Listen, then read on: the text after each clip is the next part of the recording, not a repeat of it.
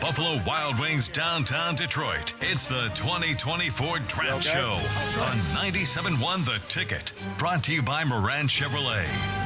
Here are Mike Valenti, Doug Karsch, Mike Stone, and Jim Costa. Well, hello, and welcome to our draft extravaganza from here at Buffalo Wild Wings. Doug Karsch alongside Mike Valenti, Mike Stone. That's Scott the Gator Anderson, and Jim Costa will be joining us. John Jansen, Rico Beard, cast of thousands. I'm going to leave somebody out. Jim Costa will be taking over for me. Yes, Rico's wandering around. So glad to be with you here on this draft night, and we will get to what's going to happen first. Probably the biggest news right now, guys, is the draft has been shut down. Too many people showed up. I know, it's incredible. Detroit representing very well. Yeah, that was never a doubt, though. That's the one, like, we've all seen this. Anytime any of our teams have a pulse, people are going to go nuts. They're going to show out. We have a big event. People show out. Like, that doesn't surprise me. No. I look at that crowd and I go, how many people are wearing diapers? Because you got nowhere to go. Right. You got nowhere to move. I could never understand why people, and I know some of them, who have actually go to Times Square on New Year's Eve, and I can't figure out why, especially because of the bathroom thing. And You're literally wearing a diaper if you go to New Year's Eve in New York. yes. No, I'm being I serious. know. That was the number one complaint. I know one guy who went, said there was nowhere to pee. Right. So Yeah, I got a place get for it. you. And it's going to be in your pants.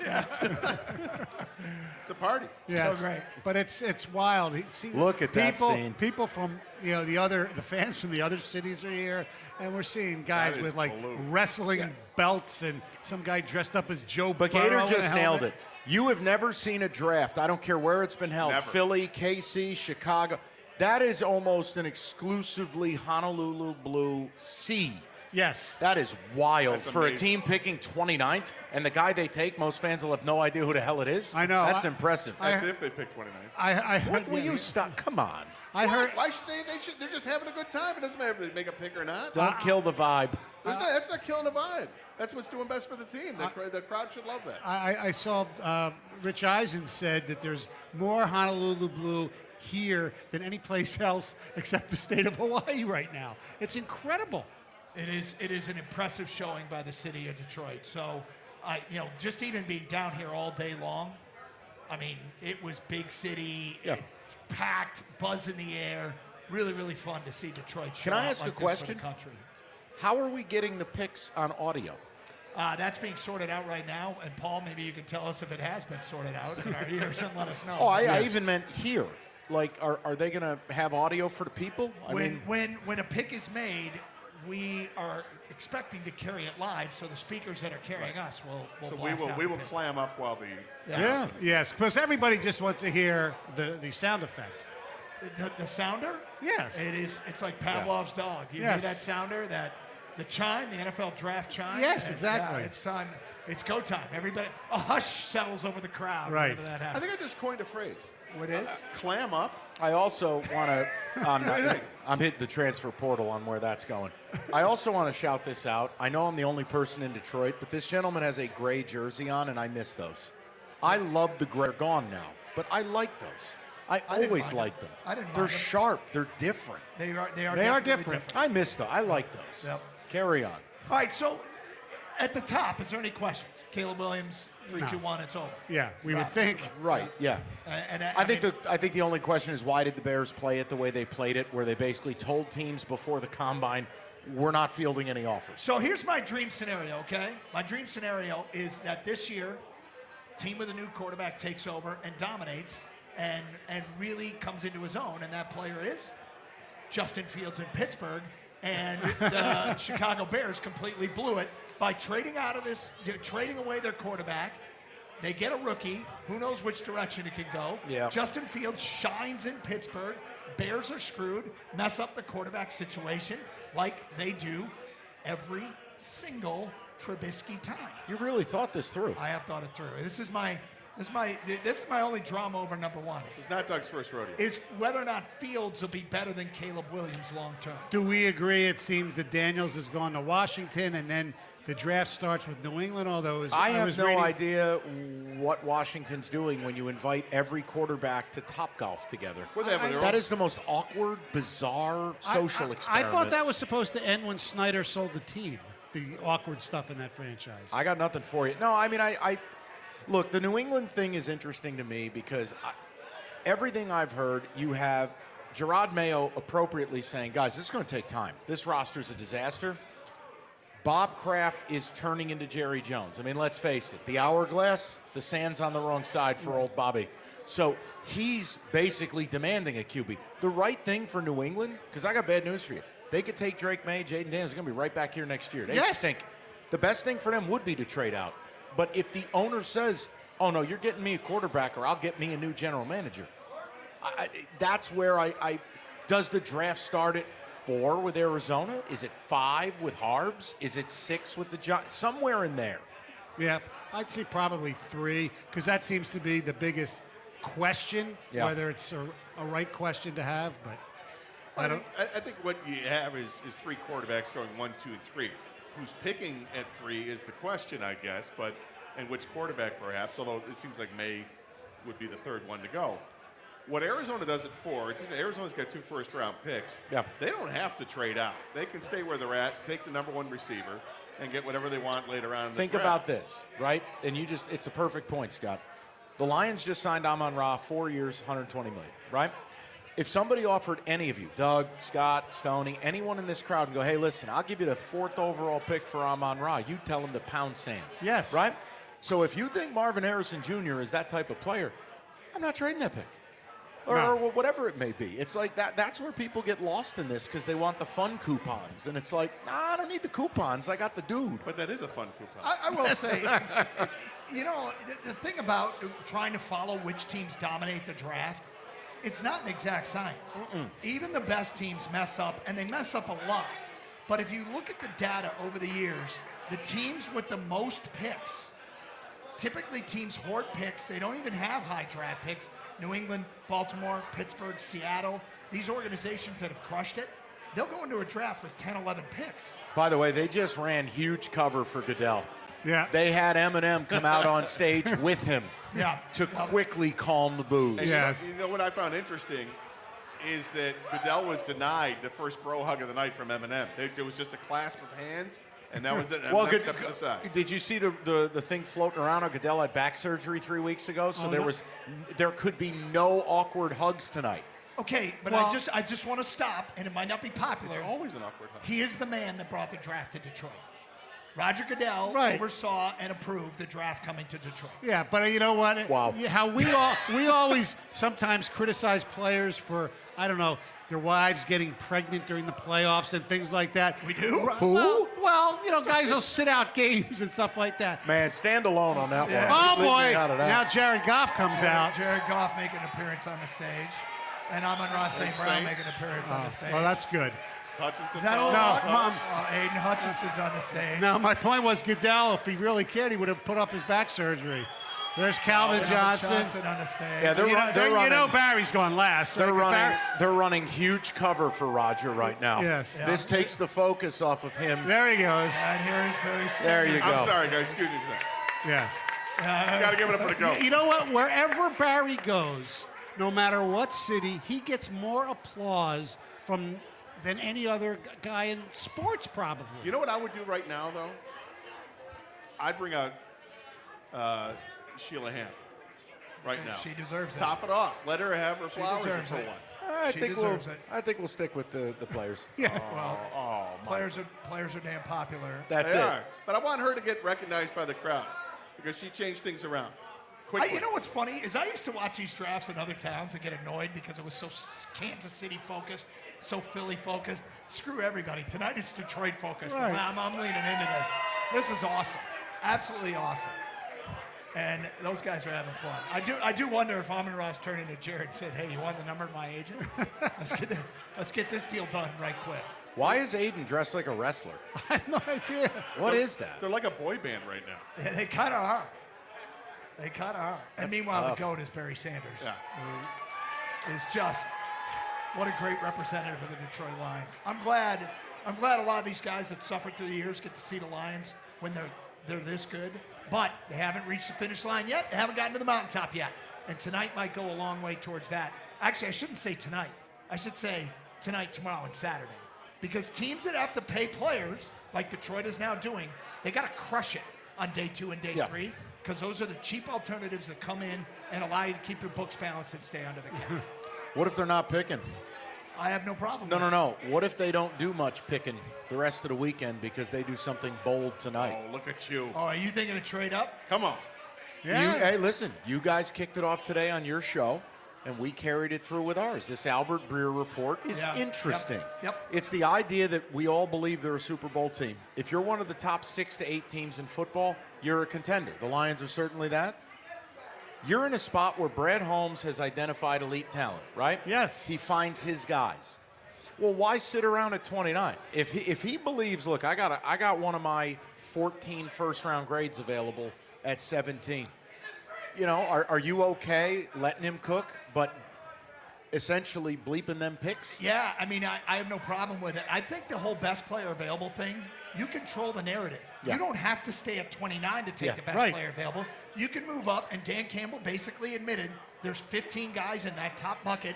So Right. as those guys start to come off the board, Detroit has probably got the groundwork laid with several teams, which they'll be interested in who's off the board too. Sure. And you might have a match made in heaven. Here's They the can other deal. way it works too, right? Think about this.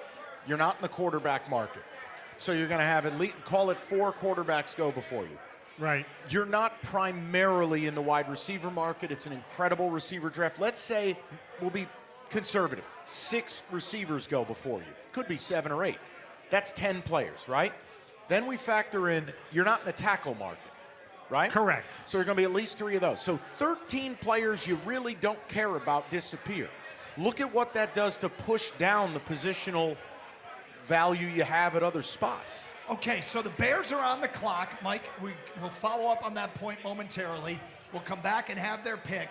You're listening to the 97.1 The Ticket Draft Extravaganza from our draft headquarters at Buffalo Wild Wings, backstage of the NFL Draft in downtown Detroit, here on 97.1 The Ticket.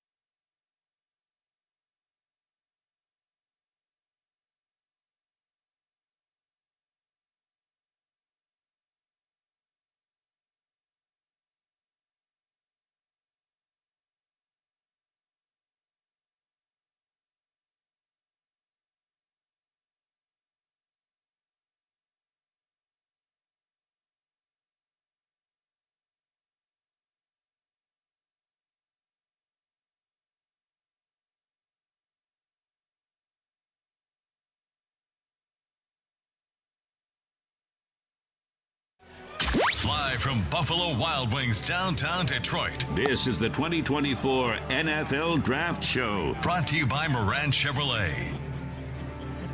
Bears have about 5 minutes to make their pick. Doug Karsch. We got Mike Valenti. We got Scott the Gator Anderson. And we welcome in John Jansen. Hello. What's up, my man? How are you? I'm great. Yeah.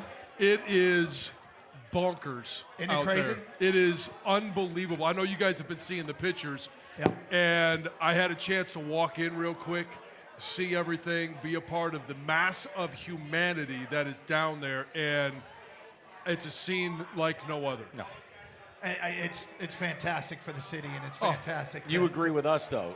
These people in that pit, you have to have a diaper. Oh, yeah. You got no shot. Well, I mean, a diaper or dark pants. Either way. No. Or maize pants or redskin yellow pants. Yeah. I've heard stories. John in the a stories, rainstorm pants. Yeah, they're all true.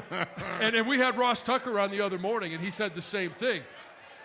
Come fourth quarter, we didn't have the tents that they have on the sidelines now, so I would just go out there and, hey, in between plays, there's enough time to take a pee. Hey, you're wearing your Sunday best. It doesn't matter. Yeah, it's all right. Second Just and hey, 6. boy, that guy is sweating a lot, Let me isn't get he? this out before 3rd and 6. Right? Jansen's really putting max effort out there. No. So the pick is in. We'll go to the podium shortly. Not a lot of drama here, but John, real quick, what's it like for a player right now? I mean, there's a lot of butterflies. There's a lot of anxiety because unless you're a top 5 guy, you don't necessarily know when the phone's going to ring. Every time it does ring, you think it's the team that's picking or the next one up, and they could be saying your name. And back when I was drafted, I was in the 2nd round. It was still the first day. It was all on Saturday, but the anxiety of, is this going to be the call? Is this going to be the team? Because you could be living in one of 32 cities. You have no idea where that's going to be.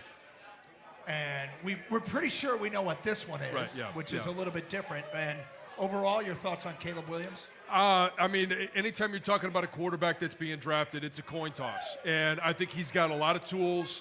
It's really going to come down to all the intangibles. What is he like in the huddle? How does he command the presence in the locker room with the team? What type of leader is he going to be? That's what these guys are trying to evaluate, because when you see him on the film, there's a lot of things to like. There's also some caution. A lot of bad habits, John. There's a lot of bad habits. He really thinks that he can make a lot of things happen simply by himself. And at this level, at the NFL level, that's going to get you into a lot of trouble. There's an element of Justin Fields to him where Justin Fields has the same mentality and holds the ball way too long. Huge negative plays. Same thing for him. Let's go to the podium. Roger Goodell with the first pick of the NFL draft. Who makes the selection? With the first pick in the 2024 NFL Draft, the Chicago Bears select Caleb Williams, quarterback, Southern California. There it is, the boos raining down on the Bears pick, as is only appropriate. Thank you, Detroit, for that. Why is he dressed like Dr. Evil? What the hell is that suit? Still better than Devin Bush's suit. Oh, boy. That was something to be Looks seen. like he hurt his arm and had it in a sling. The first pick brought to you by Moran Chevrolet, where you always get the best price, period. All right, so there's the first pick courtesy of ESPN. No shock, and quite frankly, this is where the fun begins. Is it Jaden Daniels, number 2, to your old franchise, the Washington Redskins? Yeah, and I had a chance to talk to a lot of people in that franchise. I think it will be Jaden Daniels. They were wondering what J.J. McCarthy was like. There's, and Drake May was still on the table as well. But I think the best quarterback in this draft, in my mind right now, is actually Jaden Daniels. I think he has a better mental grasp of the game. He's a little bit more patient. He does get outside the pocket. And that's going to have to change at the next level because he doesn't have the build like Lamar Jackson to take a lot of those hits. He moves it. He's like, when I went down there to see them play this year, John, he just moves he's effortless. He glides. It's wild how smooth he is. And you lose the perspective of how fast he is because he's such a smooth athlete. Yeah. Charles Woodson was that way. When he ran, you just didn't really understand how fast he was because it just looked like he was running with the wind. I'm a massive fan of Jaden Daniels, I would have taken him first overall for the Bears. Me too. Would you? You would have taken Yeah. him first overall? Oh, yeah. Mike, where do you have in the quarterback hierarchy of this draft? I don't know if I'm there. I just know I don't love Caleb like other people. I don't love Caleb either. I also think there's a bit of an attitude issue there where I get a little nervous. When you're painting F the other team on your fingernails and doing stupid little things like that, I got news for you. You try that on Sundays, you'll get murdered. Somebody will kill your ass. It's just going to be a hurt. You know what I'm saying? It's just, I don't want to judge the kid. Everyone's different. But, like, man. And they're young. It's just, yeah, and also, you know what? The kid got handed $10 million at USC. So, Lord knows, what would we have been like with $10 million in college? I would have had a good time. A hell of a good time. Buddy, if somebody would have handed me $100, I would have liked the $10 million without without everybody having the camera phone. I want all the good and none of the rich. There you go. right. No, I think the Jaden Daniels comp is Lamar, right? Yeah. It is because of the way that he can escape the pocket. He can extend plays. He can get in the end zone with his feet. And he's got a great arm. He can hit much better passer than Lamar Jackson was. And Washington has the receivers to support. Now, again, they need an offensive line. I mean, they ruined Sam Howell. Sam Howell had no opportunity. They've ruined a lot of quarterbacks. Indeed. And if Heath Schuler, line 3. Sorry. it's still before my time. But Thank you. Caleb Williams does have weapons to work with, though, in Chicago. He's not going to an empty, cabinet there that's devoid of talent. They've added some talent to that roster, and The best talent may still be to come. Yeah, exactly. At 9. The guy we did this topic today, is who is the guy for each of your divisional rival you don't want to see them get tonight in the first round? And mine for the Bears at 9 was Roma Dunzo. I agree with that. We talked about that last night. I don't want him in the division. I think he is the big version of Amon-Ra St. Brown. He has that mindset. He has that aggressive style of play. Yep. He can go up and get 50-50 balls. He adjusts well in the air, runs really good routes. There's not a lot of holes in his game, but it's those intangibles that makes him, I think, special. I've been hurt before watching him play. Don't even start. 2 games, 1,000 yards. Please, don't start. I don't know what that's like. I don't want to see JJ.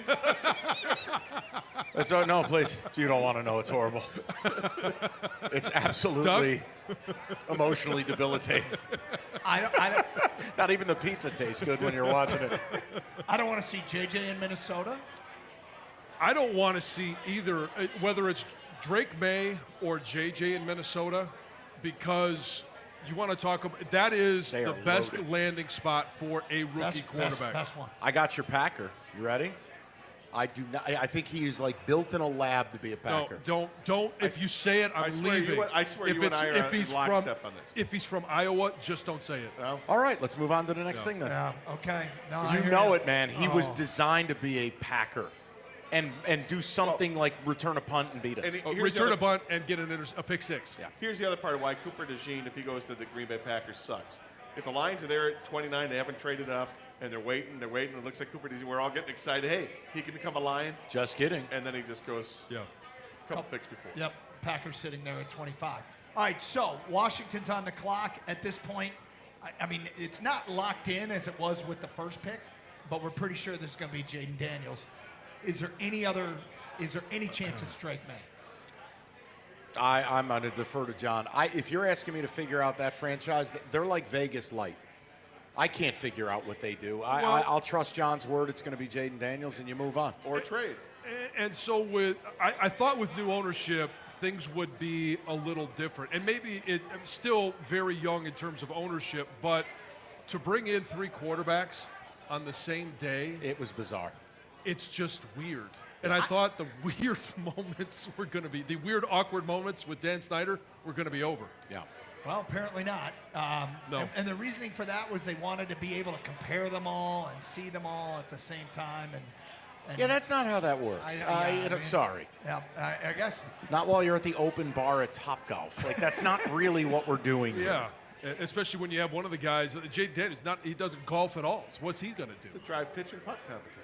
Yeah. That's right. Well, hey, Topgolf can be fun.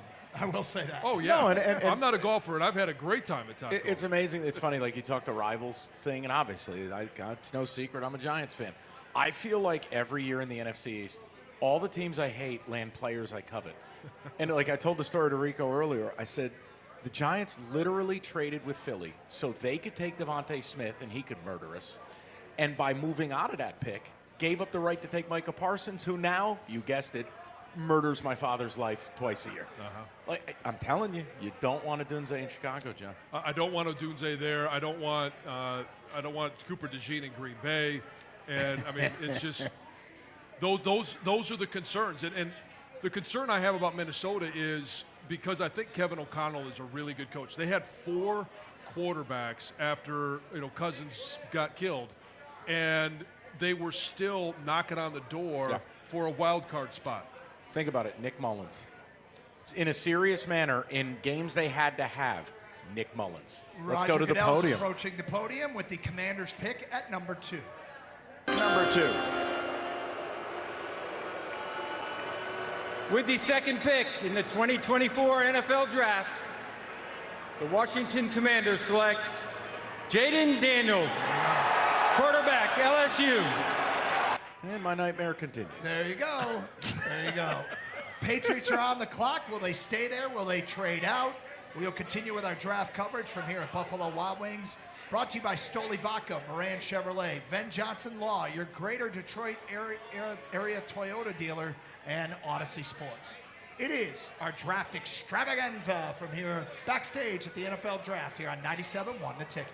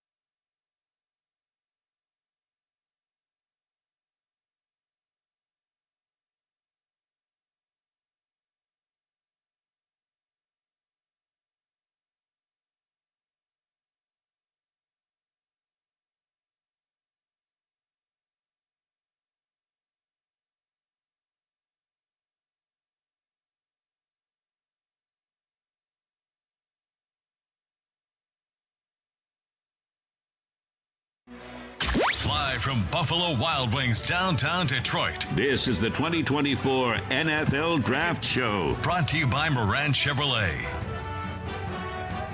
All right, Doug Karsch, Mike Valenti, John Jansen, Scott Anderson. We are right now on stage, and the boys will be joining us, cycling through all night long. Others from our station, look forward to hearing from them. The pick is in for the Patriots, so it'll be a few minutes till we hear of it. But this might be a trade spot. I would imagine we would have heard from it right now, but this is an organization that right now has no juice. They have the most juice in the league. They kind of have to go quarterback. Their biggest problem is... Oh, no, go ahead. No, go ahead. No. The biggest issue is most people don't recognize the entire football department walked out the building. It's a blessing and a curse, but Bill Belichick was the whole football department. You have a brand new coach. You got an owner who's about 100. It's a problem because I think Jared Mayo knows this is going to take time. You're going to be back here next year regardless of who you take. If you don't love Drake May, you don't take him here. You take Marvin Harrison Jr. and you get your QB next year because you're going to suck either way. Yeah, you take Marvin Harrison Jr., and if the pick is in, you know that there's going to be no trade. Ideally, you would have traded down, maybe take Joe Alt, like Gator and I were talking at the break, at 5 or 6, and you build that offensive line because you're still going to be here next year, but there's not going to be – I don't see a talent – now, there's a lot of things that happen between now and next year, but – I don't see a talent like Marvin Harrison Jr. in next year's draft. There will be another quarterback. Do you like Drake May's poker face or no? He looks like he's going to puke. He looks like it's J.J. McCarthy. Maybe he found out he's going to the Giants and his life is over. I don't know. Well, that could be another quarterback. Let's go to the podium. And the commissioner, Roger Goodell, courtesy of ESPN. Pick number 3. With the third pick in the 2024 NFL Draft, the New England Patriots select Drake May, quarterback, North Carolina. Maybe he's just going to throw up the old-fashioned way because he's nervous. Yeah, could be. But New England is the opposite of Minnesota. Like, Minnesota's a dream for a young QB to go to. New England is hell on earth. Yep. The two worst spots. It's the Giants and New England. It's horrible. You've got no one to throw the ball to. You've got no one to hand the ball off to. It's really going to come down to, can Drake May make enough plays as a rookie to be good? That's going to emulate. It's like the second straight North Carolina quarterback it's happened to. When Sam Howell... Oh, I thought you were going to go back as far as Trubisky. No, I'm saying like when Sam Howell came back for that last year, he had lost his top 2 receivers, top 4 O-linemen. Drake May comes back. He loses everything, and they both he's going to have zero. He's going to get murdered. He's shell shock. Because they're going to run him, and he's going to get annihilated. I mean, I like the kid. It's just there's no help there. Yeah, does he get a legitimate chance then? Because, if it's going to be 2-3 years for a rebuild, and he's getting killed. That's why I would have taken Harrison. They're going to be talking about the next. But this is what the average fan doesn't realize is, like, ultimately these owners are the ones calling the shots. So if they say, no, you're taking a quarterback or you're going to be working at a car wash, that's how that works. This feels like a business move. They're trying to create some buzz for an organization that's been dead in that city for quite some time. So now Arizona's on the clock, and it's Marvin Harrison Jr. the pick.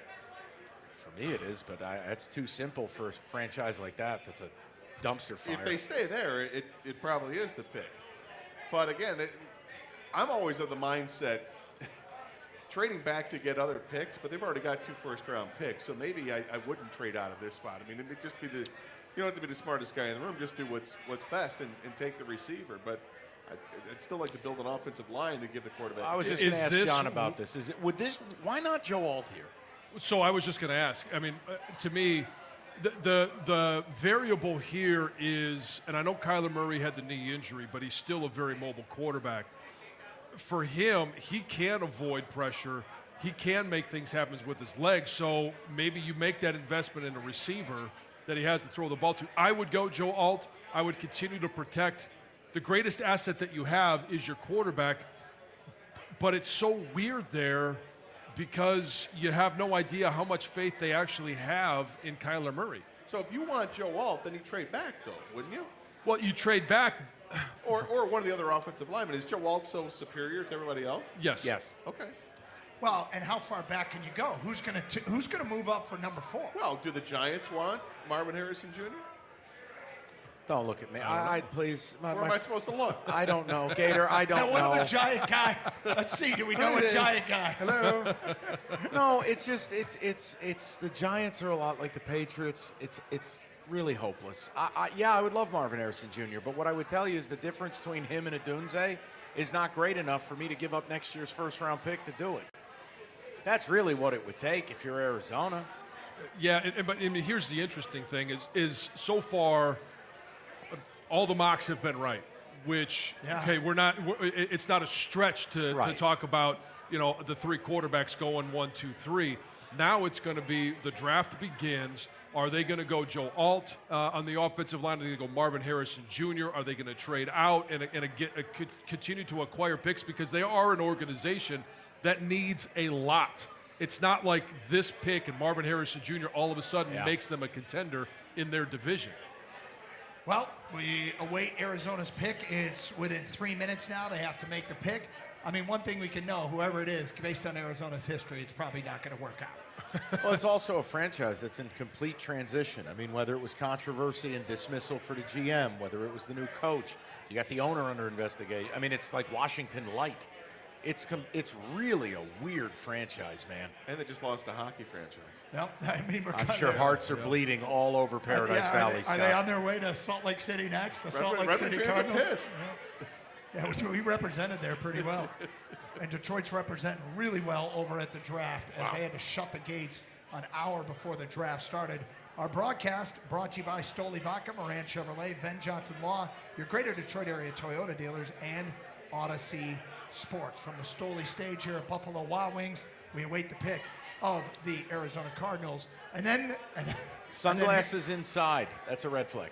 Then here we go, and that's Marvin Harrison Jr. with the sunglasses. And it's at night. I just can't stand it. It's ridiculous. Take the sunglasses off. It's absurd. Well, he also hasn't signed with NFL properties, right? So you can't even get a jersey right now, Marvin Harrison jersey, some sort of holdout there. What's the play there? How does that work? I don't know. Holding out for more money. I've never heard of that. No, I've never heard of players. there were guys that did it originally. LeVar did it for a little while because they want to be able to market their own number, their own jersey. Your teammate LeVar Arrington in the Washington days, who, correct me if I'm wrong, you love. Oh, yeah, love LeVar. Let's go to the podium, courtesy ESPN, for the Cardinals pick at 4. In this draft, they didn't. Here comes the commish. With the 4th pick in the 2024 NFL Draft, the Arizona Cardinals select Marvin Harrison Jr., wide receiver, Ohio State. No surprises so far. Now the draft starts. Okay, so.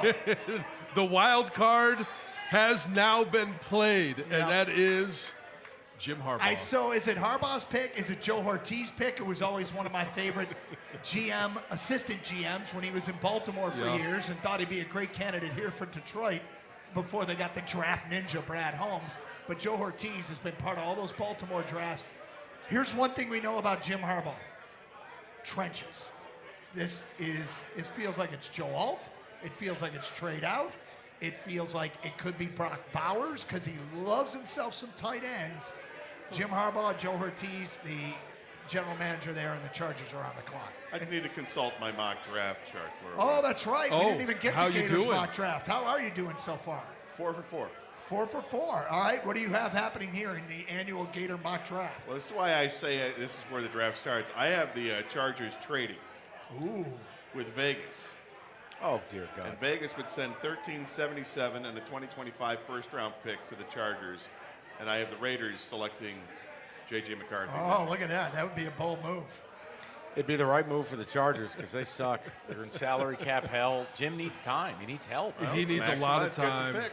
It's a team that has studs and duds. And look, they just got rid of Keenan Allen. Mike Williams is gone. Protect your quarterback. And and then get him a weapon. Hey, look, highlights against State. That'll be everyone tonight. But here's the thing is Jim knows that he has time out there because I don't know that there are actually any LA Charger fans. That's factual. So there's not a lot of pressure, and he's going to try and generate some buzz. He's already done it with the little thing that he's doing with the RV. So he's going to take JJ. Perfect. Yeah, and trade. Yeah, he's going to trade. What would it take to trade Justin Herbert? Well, I think the cap hit would kill everybody. They wouldn't be able to fill the team. Yeah, no, I have no idea. Listen, that's your guy. Leave me out of it. That dude's a total whack. You tell me what he's going to do. I tried that for 9 years. and couldn't figure that out. Yeah. So, but I think he probably goes O-line here. It's something that he knows, his philosophy of football. You got to have an offensive line. You've got to be able to run the ball. And, if he goes skilled, I would be shocked if it's anybody other than Brock Bowers. And he knows better than anybody what Brock Bowers can do. Brock Bowers destroyed us, absolutely destroyed us in that first CFP game. Well, that pick is coming up shortly. We will take a break, come back, and have the pick of the Los Angeles Chargers. 248-539-9797 if you want to get texts over. It's our draft extravaganza from Buffalo Wild Wings backstage here on 97.1 The Ticket. 97.1 The Ticket. Flying out of Detroit Metro Airport and need a convenient place to park? U.S. Park on Middlebelt will transport you quickly and safely to your terminal. Save money today at us-park.com. That's us-park.com. Put it in park with U.S. Park. Instant classics are exciting, but true legends have impact over time. Like how Plant Moran has been counted on by companies and clients for over the past 100 years. Counted on for advice by the workwear brand you zip up every day. Counted on for guidance by the zoos and aquariums inspiring the next generation. Counted on for a holistic approach by...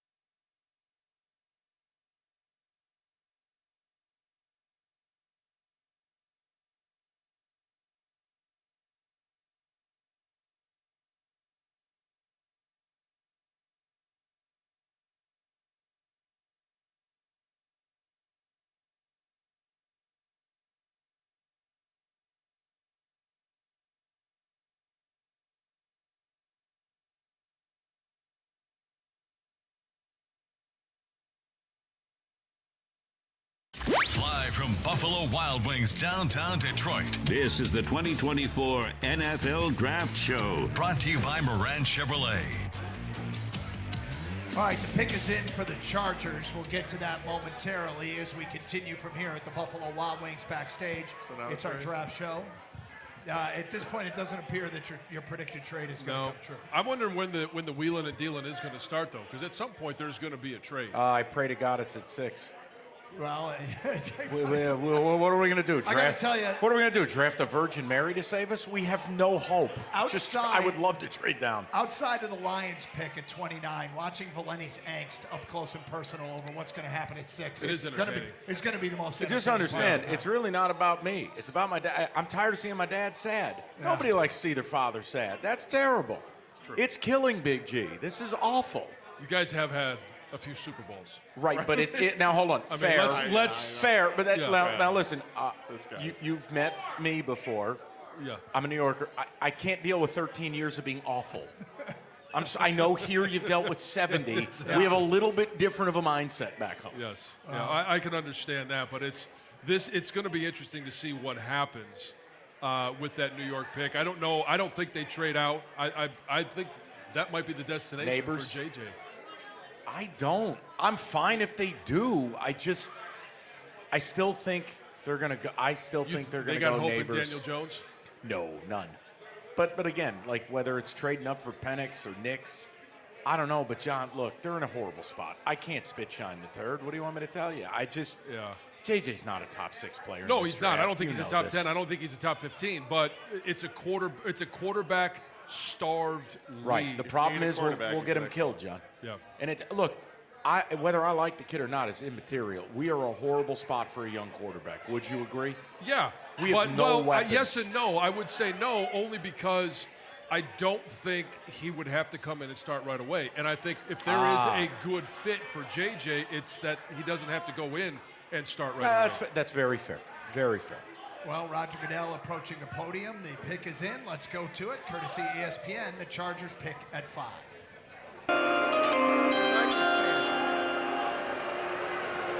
With the 5th pick in the 2024 NFL Draft, the Los Angeles Chargers select Joe Alt, tackle, Notre Dame. Classic. Jim Harbaugh, trenches, no shock. Does make a ton of sense. Joe Alt going to the Chargers. And now your boys are on the clock. What do you want them to do? Trade. Okay. And if they don't do that, I'd love to see a Dunze. I just think Adunze and Neighbors, they're the best guys on the board. And we have no weapons. I mean, Wan'Dale Robinson's not tall enough to ride a roller coaster at Cedar Point. Darren Waller may or may not retire, depending on what day it is. We've got, what do we got? Numbnuts. Steve Slayton is still on it. Like, we have nothing. And Saquon walked out the door, so it's like you need skill players, whether it's Daniel Jones or JJ or whoever. If you have no one to throw to, you're dead. This is true. I would love to trade because our needs outweigh one pick. We need capital. But you got to have a trade partner, and you have to think that there's somebody, those teams at 11, 12, 13, the Vikings, the Raiders, and Denver all want quarterbacks. Yeah. Come and get them. And please. There's really probably 2 left that are going to go in the first round, and maybe a third. Do they dare? This is a game of chicken. Yeah. Between 11, 12, and 13. Look, I'd be fired for a multitude of reasons if I were an NFL GM. But one of the things that would get me fired is if I don't want to pick here, I'm okay taking 80 cents on the dollar and moving down it. Like, not every deal has to be a Herschel Walker deal. If you just don't want to be there and you can scoop an extra second-round pick, what's the harm moving to 11? All these guys are trying to hit the Powerball with some of these deals. Well, I mean, if you can't get good value for your pick, I understand where you're at with that, but you're going to be able to get better value. If you're going to take a player at 6, but you want to trade down, and what are you going to get in return if you're going down to 11 9 or 10? Yeah. Like, I just don't know what you're going to get in return. And you're really not taking a different player. Yeah. Well, and again, that's my whole point. Is like if you go to 11, and let's say you took Brian Thomas. Right? Like, is anyone going to be mad at that selection? Let's say you took Bowers. No. Okay, and now you have an extra second-round pick. Like, I mean, the needs across the board are huge for the Giants. I'm with it, which is why you would trade out of it. But you have to find a partner. And imagine if you, I mean, Mike, I want to put a smile on your face. Imagine if you're able to strike a deal with Minnesota. Oh, my God. And you get both first-round picks from them. It'd be incredible. But those things don't happen to me or my dad. So we are mired in misery. So for our entertainment value, to see you as miserable as possible. Yeah. What's the worst? What's the worst case scenario? Worst? Thank you, Gator. Yeah. I mean, it would be them taking no one we've just discussed. It would be like the weird You know what I mean? Like they make the pick that we've talked about. What, JJ? Somewhere in the top 15, somebody's going to do something stupid and push another good player back further in the draft. Like we play the role of the Bengals back in the day taking John Ross. Yes, Well, he ran a great yeah. 40. That would do it for or me. the history of the Raiders' first-round picks. Yeah. So I don't know. Let's just see what happens. Well, the I pick don't is know. in. We'll go to the podium Wow. shortly. They're to get confident. What a blessing. Get your boys all right, picks. here. You want the guess? Yes. Neighbors. That's who I have. That's my guess. The league neighbors. That's who you have in your mock, Gator? I believe so, yep. Okay. Whatever. We got a guy in a wheelchair throwing him the ball. It's going to be exciting. But you don't have the situation that Drake May's walking into, which is bad team and no chance for your young quarterback. So you get the quarterback next year, right? Sure, Doug. Get the quarterback next year. No, I get. How about we get Penix late first round and we Why trade am I back trying in? to give you hope? Yeah, don't dash it. Just dash it all. It's okay. I'm a big boy. I can take it. It's Hey, fine. just sign Justin Fields next year. Yeah, well, somebody's going to be a free agent, right? Justin Fields. Could be Russell Wilson. You get Russ. Uh-oh. Get Russ. Let him cook. Oh, how dare you. Somebody's happy. Big smile on J.J. McCarthy's face we're seeing on ESPN. If they like him, they like him. We need a quarterback. Yeah. Like I said, one of my favorite Giants was Amani Toomer. He was a Wolverine scumbag too. I don't care. Once you go pro, I lose all the college allegiances. It doesn't matter to me. It means nothing. I agree with that. And honestly, the best teammates that I've had, I've said this before, were guys that played at Michigan State, Ohio State, Penn State. And you want those guys on your roster simply because they're good and they've been tested. Let's go to the podium. The Commissioner Roger Goodell with the Giants selection at 6. With the 6th pick in the 2024 NFL Draft, the New York Giants select Malik Neighbors, wide receiver, LSU. Wow. Again with the sunglasses. Enough. You're inside. Yeah, but listen, you've been outside. Yeah, it's not a permanent have fixture. You smelled the weed outside? It's Are you prominent. kidding me? You can't walk 10 feet without getting the contact buzz outside right now. I got will one say pick this. right. There you go. I asked the question, when do you think trades happen? If the Lions is announced that they move up to 15, 16. Pandemonium.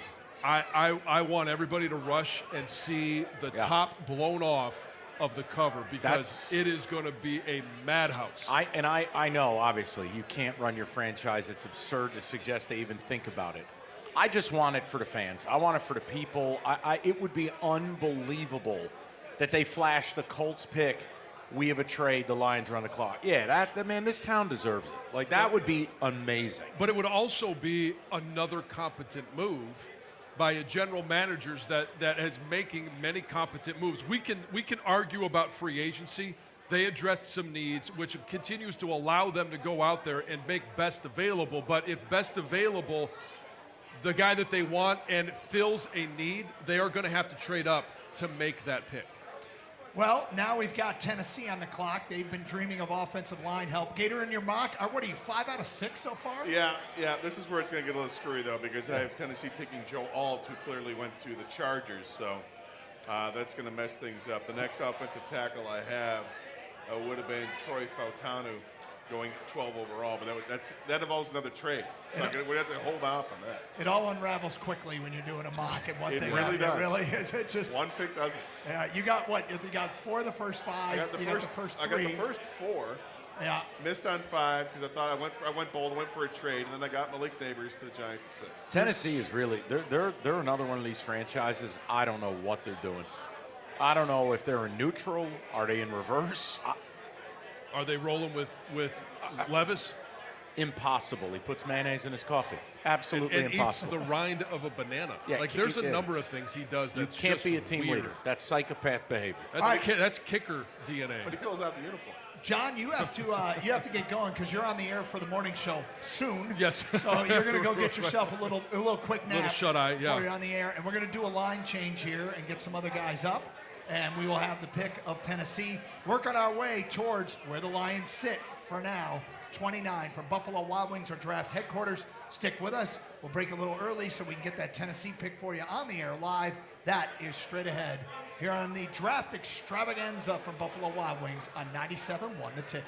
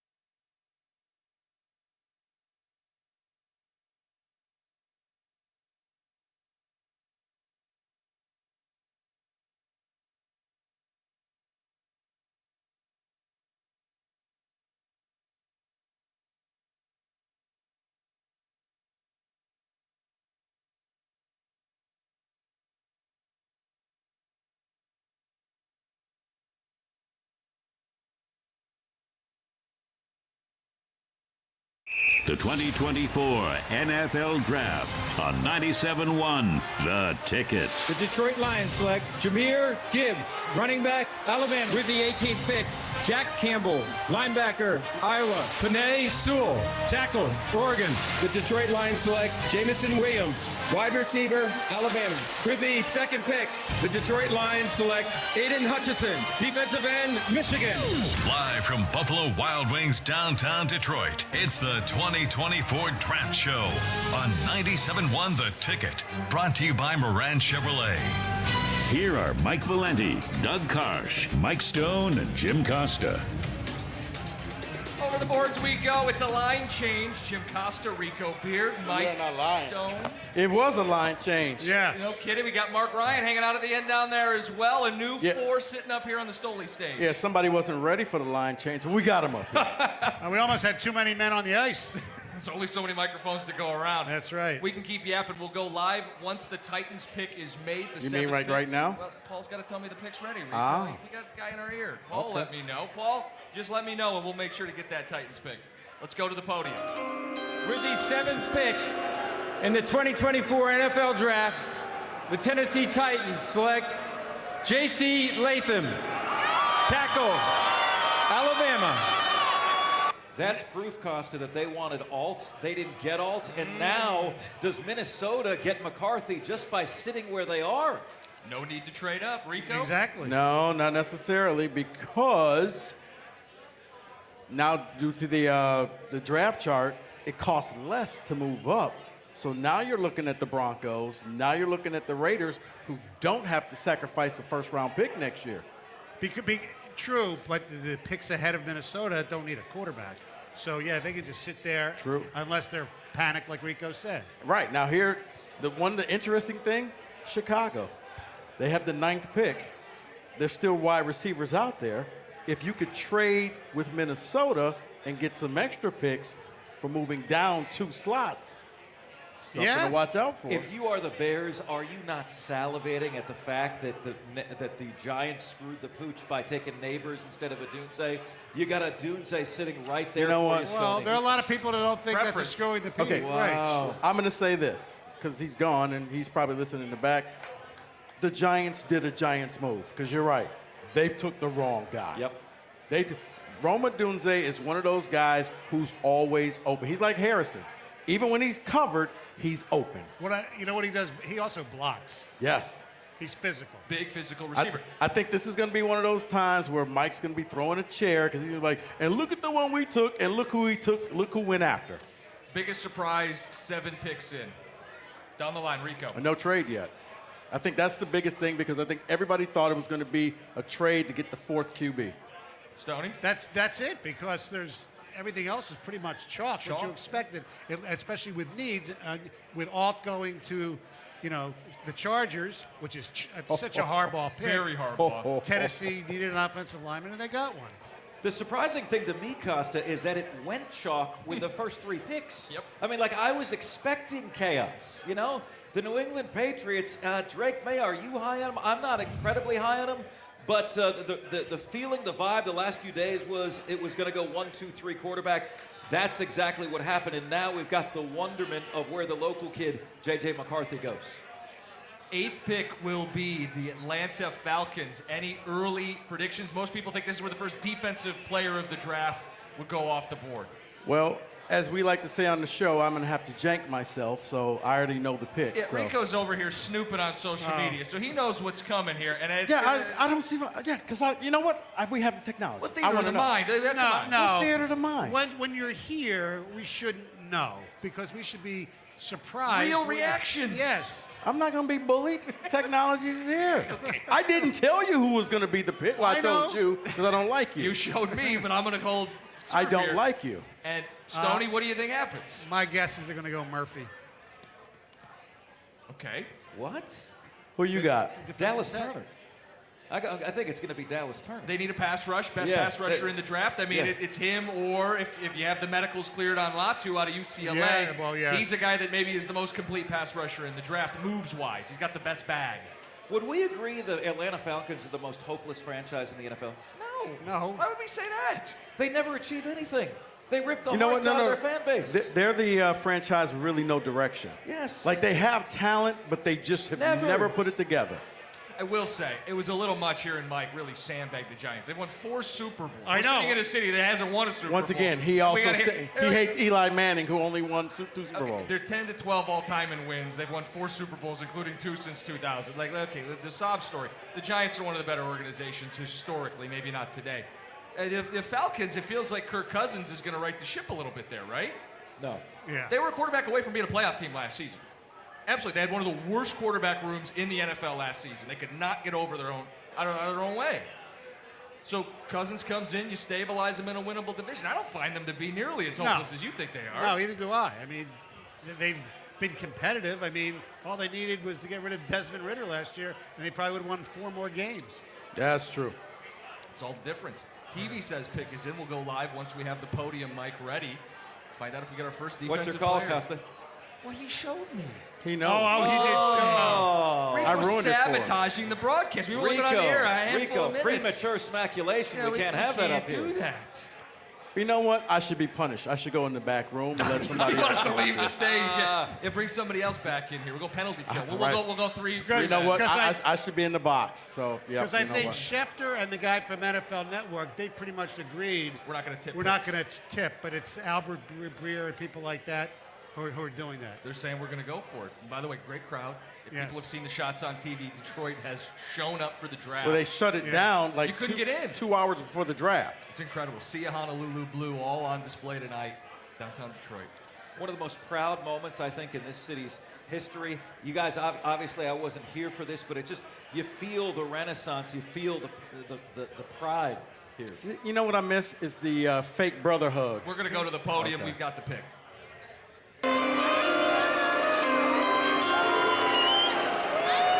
With the 8th pick in the 2024 NFL Draft, the Atlanta Falcons select Michael Penix Jr., quarterback of Washington. Are you kidding me? And there is your first surprise of the NFL Draft. Welcome to the draft, everybody. Best pick in the draft. An absolute superstar. Costa, best case, Steve Young. Worst case, Mark Brunell. Why do they got to be lefties? Because he's a lefty. No, but we can compare. I mean, come on. Now, I don't know if you're Penix's biggest fan because I thought I was sitting next to him. Rico Beard has been pushing Michael Penix. But see, now the funny thing is, if you're cousins, you got to be thinking, what in the world did I do? Right. But you know what? They keep paying him money, so if I'm him, I'll take the money. So Rico, wouldn't you think Cousins at least is thinking he's got 2 more good years minimum left? Penix, at what age is he now? 25? 24. But by the time he would take over in your 27. scenario, I think this is pretty. I don't know what Cousins' contract is. It's a very bold pick. It just doesn't make sense to me. I got a feeling that by this time next year, that's going to be his team. So I like Penix too. I don't understand. Yes, exactly. In the top 10, you're going to sit a guy for 1 or even 2 seasons?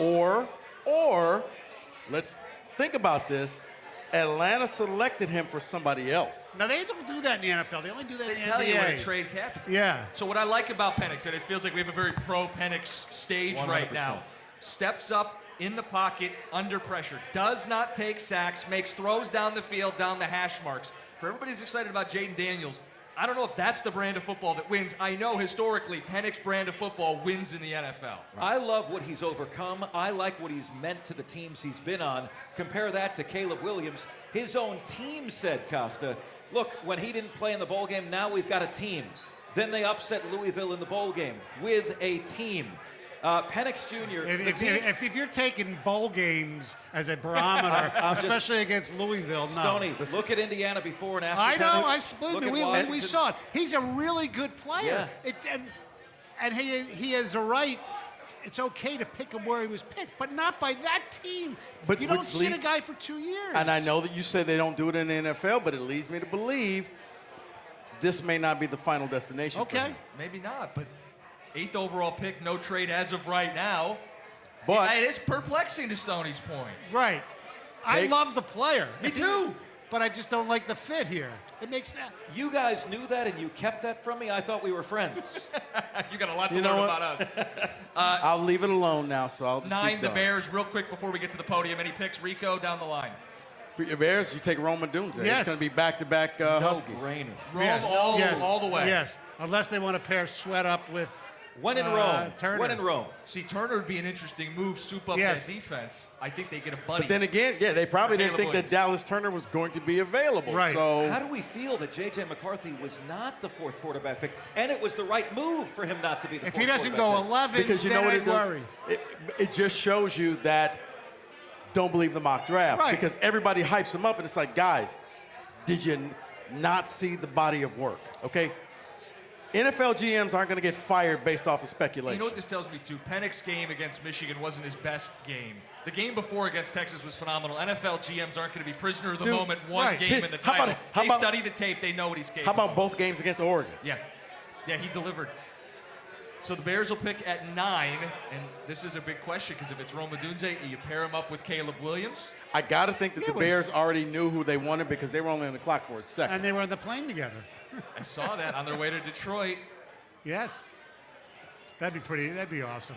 Except if you're a Lion fan. I was just going to ask, you have to go with the is Bears. this the scenario you don't want as a Lions fan? Yeah, you don't. I'll be honest, I would be more afraid if they win a pass rusher. They already have some good receivers, right? They have DJ Moore. They went out and got Keenan Allen. Yes. I mean, my thing would be I'd be more terrorized if they put bookends on the outside to try to match up with Detroit's offensive line. Keenan Allen's days are numbered. I mean, he was good. He's not good anymore. He was very good last year. Was he? I would be more concerned as a Lions fan if they went with an edge rusher and went bookends. Just me. I Yes, think it'll be a because you can get a really good receiver later. Outside the box pick for you, Jared Verse. Let's find out. Podium. With the 9th pick in the 2024 NFL Draft, the Chicago Bears select Rome Odunze, wide receiver, Washington. The right pick. No surprise. Yes, absolutely. And they knew it was because they were only on the clock for about 30 seconds. 50-50 guy, more like 80-20 guy. Man, it's more like a 90-10 guy. I undersold him. I'm sure some of the elite, like, I'd love to see if they had played the Jets and like him and Sauce going up against each other. But yes, he's one of those guys when he's open, he's open. Imagine that back-to-back Washington Huskies. 10th pick, the New York Jets. We'll come back. They could go for a Husky offensive lineman. They could. Could it be 3 straight from the Pacific Northwest? We're hanging out live backstage at the NFL Draft. Buffalo Wild Wings, the draft extravaganza on 97.1 The Ticket. 97.1 The Ticket. Baseball season is here. What better way to enjoy the game than with a Stoli vodka cocktail? There's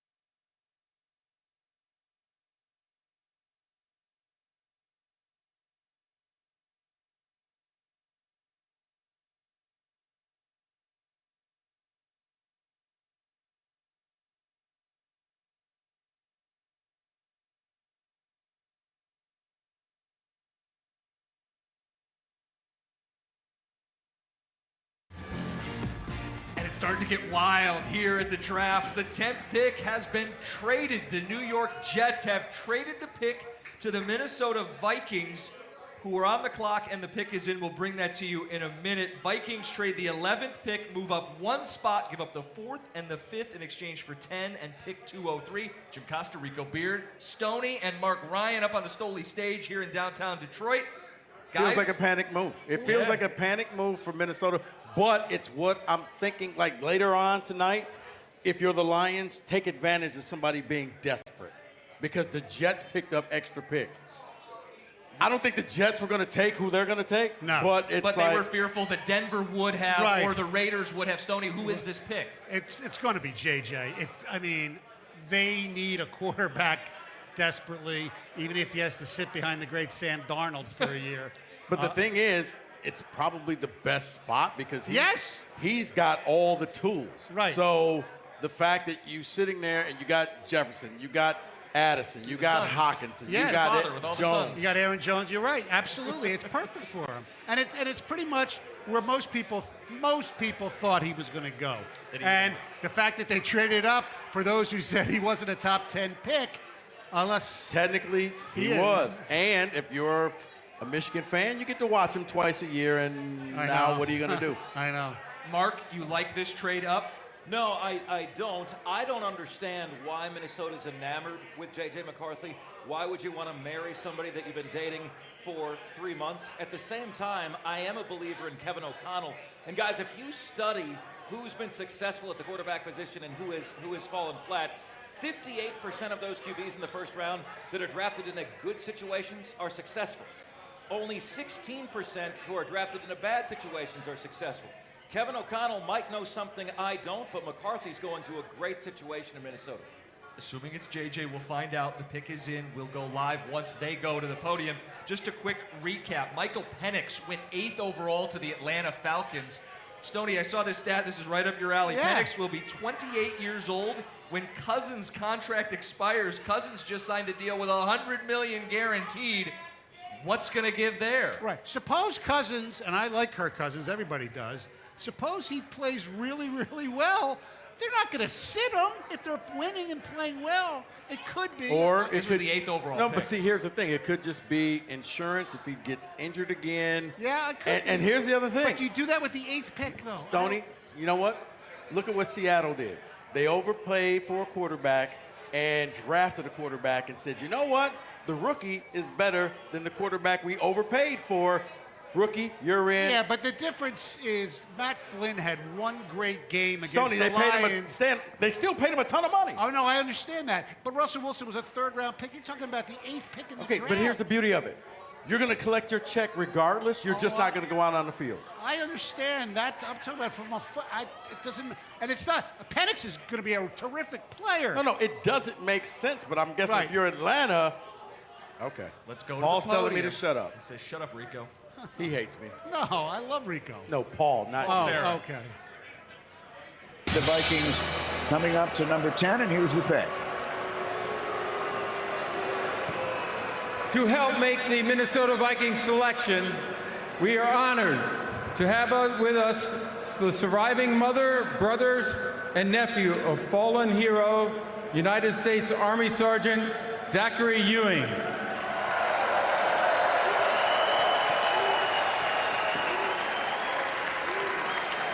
Zachary died after a battle with cancer, a cancer that was discovered after he was injured during his 2nd deployment to Iraq.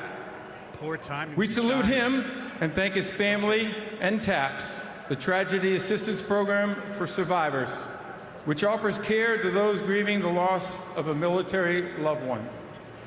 I'm now going to turn this over to Sergeant Ewing's nephew, Asher, who will announce the pick in honor of his uncle.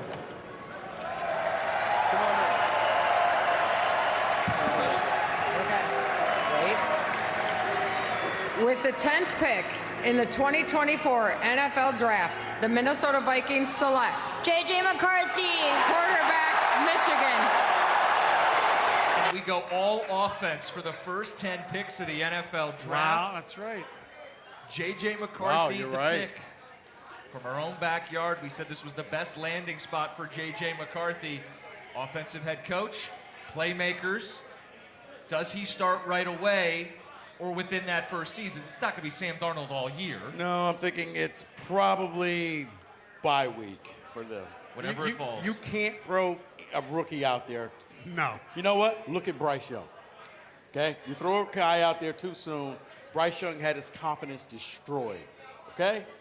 It takes some time. So I'm thinking by whenever Minnesota's bye week is, that's when he's going to get that first start. I agree with you, except the one difference is, as you pointed out before, J.J. McCarthy will have Justin Jefferson and DJ Moore, whereas... you mean Jordan Addison? And Jordan Addison, whereas Bryce Young had the 50-year-old Adam Thielen. No, but what you're going to find out is NFL defense is a lot more complicated. Oh, yeah, well, I know. Well, and to Mark's point, Mark has some questions about JJ at the NFL level. Stoney, what's your thought on his ability to succeed here? I think he'll be a good quarterback. I don't think he's going to be a great quarterback. I don't think he's going to be a bust. How about 5 quarterbacks in the first 10 picks? No kidding. And let me tell you guys this. Somebody in Minnesota is getting fired. Their love affair with McCarthy was the worst kept secret in the NFL. Compare how on the down low it was that Atlanta wanted Penix versus everyone and their mother knowing that Minnesota was after McCarthy. How about that? This means the Jets will pick at 11 after that trade with Minnesota. And apparently the Jets knew exactly who they wanted. No brainer. No brainer. Bowers? Easy. Or offensive line. They need offensive line. They need offensive linemen bad. Is Brock... Can you pass up Brock Bowers? Then I wonder. The best player available. Did they think Dallas Turner was going to be there? You can get the best defensive player. I know. Size, speed, agility, the Aaron Rodgers dream scenario. You can't pass up Bowers with Aaron Rodgers playing on borrowed time right now. Do you know who the current tight end is of the New York Jets? I really don't. Anybody up on the stage? Anybody in the entire room? No. CMU's own Tyler Conklin. Wow. Fire up chips. Might be out of a job. If you want to send in ticket text, 248-539-9797 as we hang out and await the Jets selection. 10 picks in, 11 on the way. 11 for 11 offense. What would be the record for the most offensive picks to start a draft, or the most on one side of the ball? 11 out of 14 playoff teams had offensive head coaches. Guys, the pendulum is, the swing is broken in favor of the offense right now in the NFL. Oh, absolutely. Real quick, if you're the Lions and you need help on defense, how happy are you that all those guys are getting pushed deeper into the draft now? Yeah, if you're the Lions, you may not have to trade up because a lot of the people that you're like, yeah, they're going to be there. Now, Penix could, kill you later on, but you're happy that he went where he went because most people thought he was going to go maybe afterwards. And that's what's going to hurt you because especially if Denver takes Bo Nix, all the quarterbacks are gone, so nobody's probably going to move up into the first round. So you're probably not trading back, which I don't think anybody in the city of Detroit's going to complain about. If anything, maybe you are more apt to trade up and go get one of those defensive players. Right. 3 edge rushers that have not gone off the board. The top 2 corners who met with Detroit have not gone off the board. You push them closer to 29. You make it a cheaper buy if Brad Holmes wants to take that swing again, and we've seen him do it before. If I'm Holmes or Campbell, the temptation to go get the best defensive player in this draft might be too much to pass up at this point. I mean, they're sitting right there, guys. They're going to take the best player available, and if they can trade up without giving somebody. If Brad Holmes, as we've seen with, Jameson Williams, he'll go get who he wants. I mean, most of the time it works. It didn't work when he gave up a 4th-round pick to get Broderick Martin. Now, it's still early in his career. That was not a 1st round. That was a 3rd round. Roger Goodell making his way to the podium. Let's go there right now for the Jets pick at 11. Here's Roger Goodell. What does Aaron want? That's the question. With the 11th pick in the 2024 NFL Draft, the New York Jets select Olu Fashanu, tackle, Penn State. I'm sorry, come again? That's actually smart. I like the pick. That's Left actually tackle, smart. Protect your quarterback who's coming off an Achilles injury. He's 40 years old. Brother. They need help up front in the trenches. Here's the thing.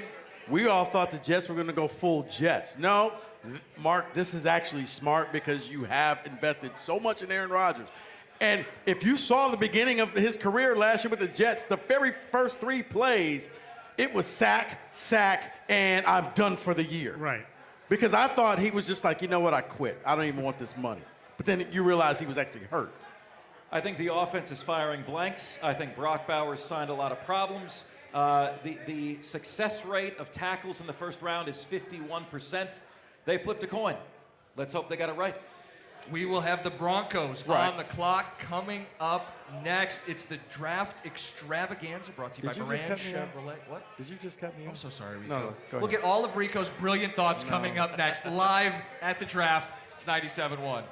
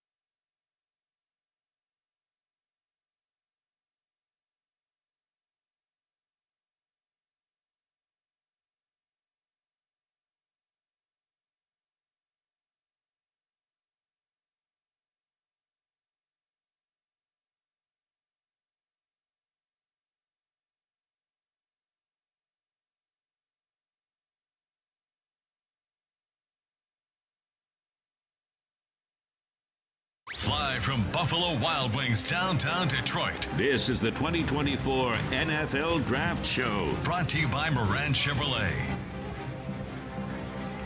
We're hanging out live downtown Detroit, Buffalo Wild Wings. Jim Costa, Rico Beard, Stoney, and Marc Ryan up on the stage. We have Doug Karsch, Mike Valenti, John Jansen earlier Gator was on to start the show. We'll be cycling people in and out throughout the evening. And as you guys are tuning in right now, the 12th pick is in by the Denver Broncos. We've had 11 straight offensive players, 5 quarterbacks off the board. Denver's current starter is Jarrett Stidham. Rico, do they reach for Bo Nix? And I think they take Bo Nix. And So what I do wanted I. to tell Mark was he was talking about, the tackles and a 51 or whatever. You know what the hit rate is on tight ends? It's a lot worse. You know who was the number one, the first tight end taken off the board last year? Guess what, Rico?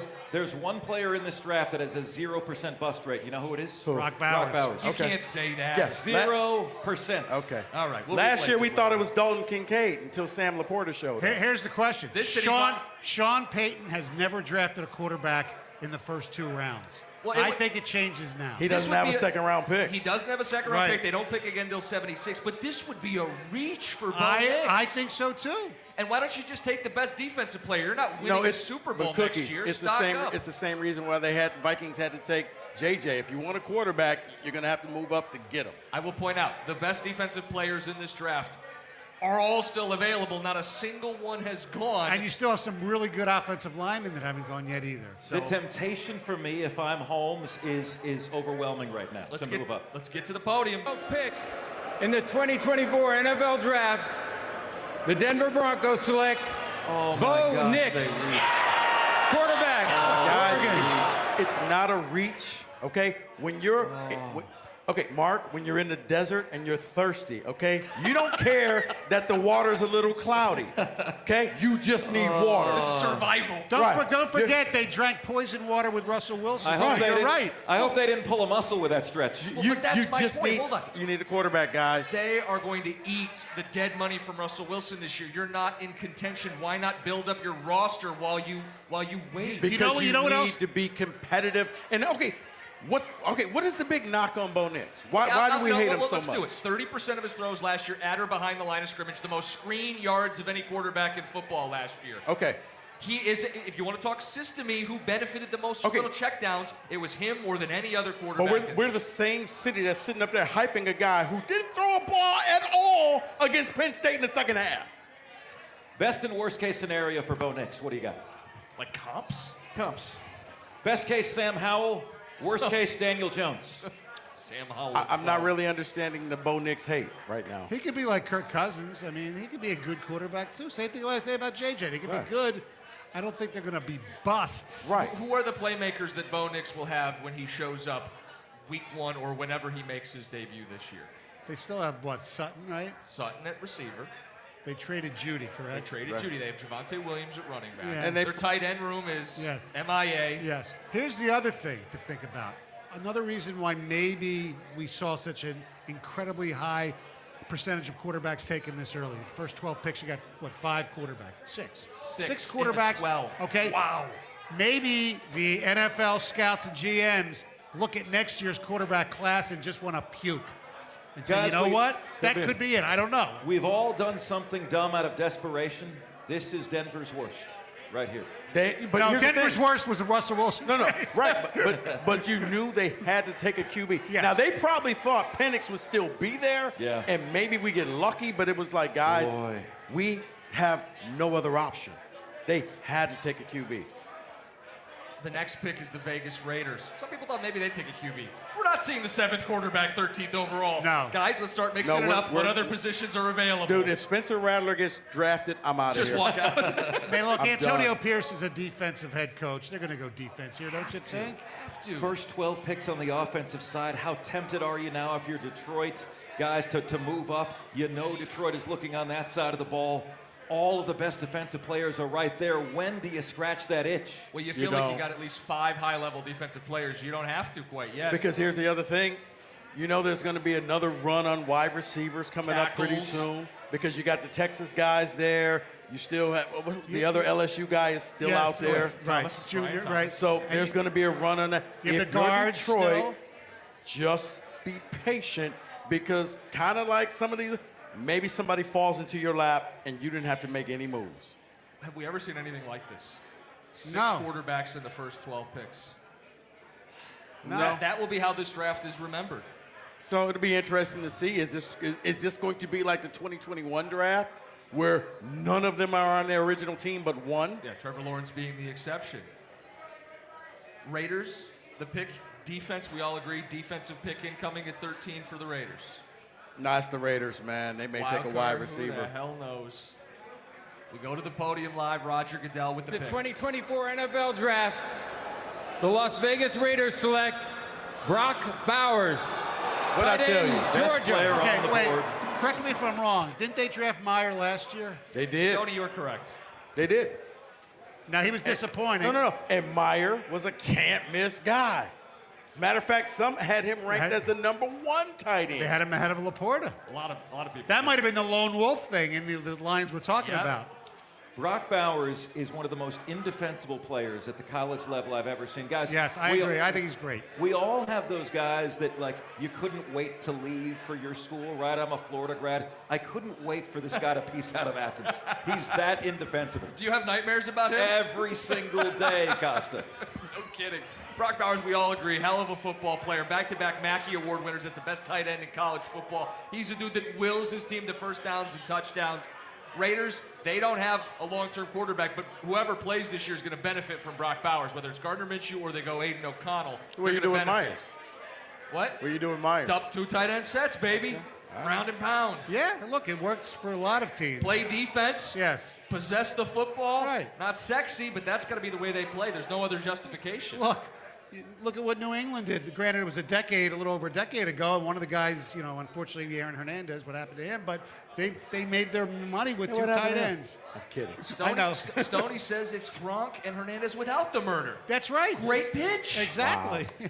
What's a theme that we're seeing here early, guys? I think when you look at Dunze and you look at Penix and you look at this pick, it's best player available regardless of need, right? That's what we've consistently seen here in the first 13 picks. The Saints are next up. They desperately needed offensive linemen. Just about every single mock had them taking a tackle. Is this where we see yet another offensive player? It'd be 14 in a row.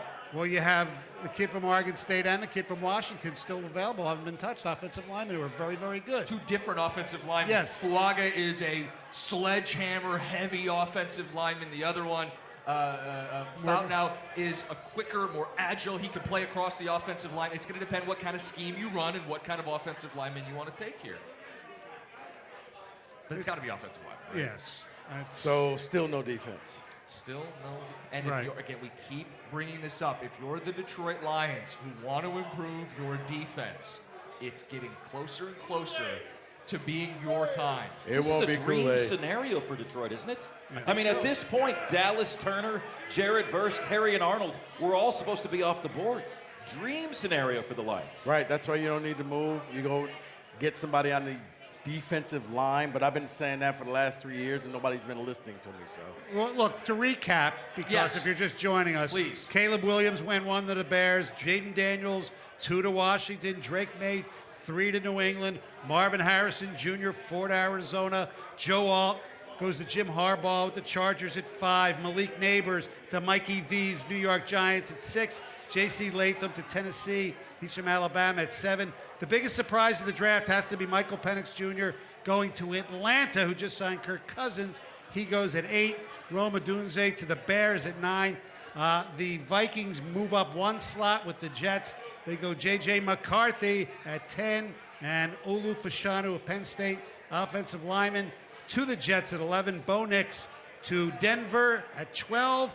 And Brock Bowers, the outstanding tight end from Georgia, goes to the Raiders at 13. That's right, if you're keeping score, all offensive players. And some quick math. 3 offensive tackles, 3 wide receivers, 6 quarterbacks, and a tight end. We are 13 picks into the NFL draft. We'll have the Saints pick coming up next. It's the NFL Draft Spectacular, brought to you by Jansen Law on 97.1 The Ticket.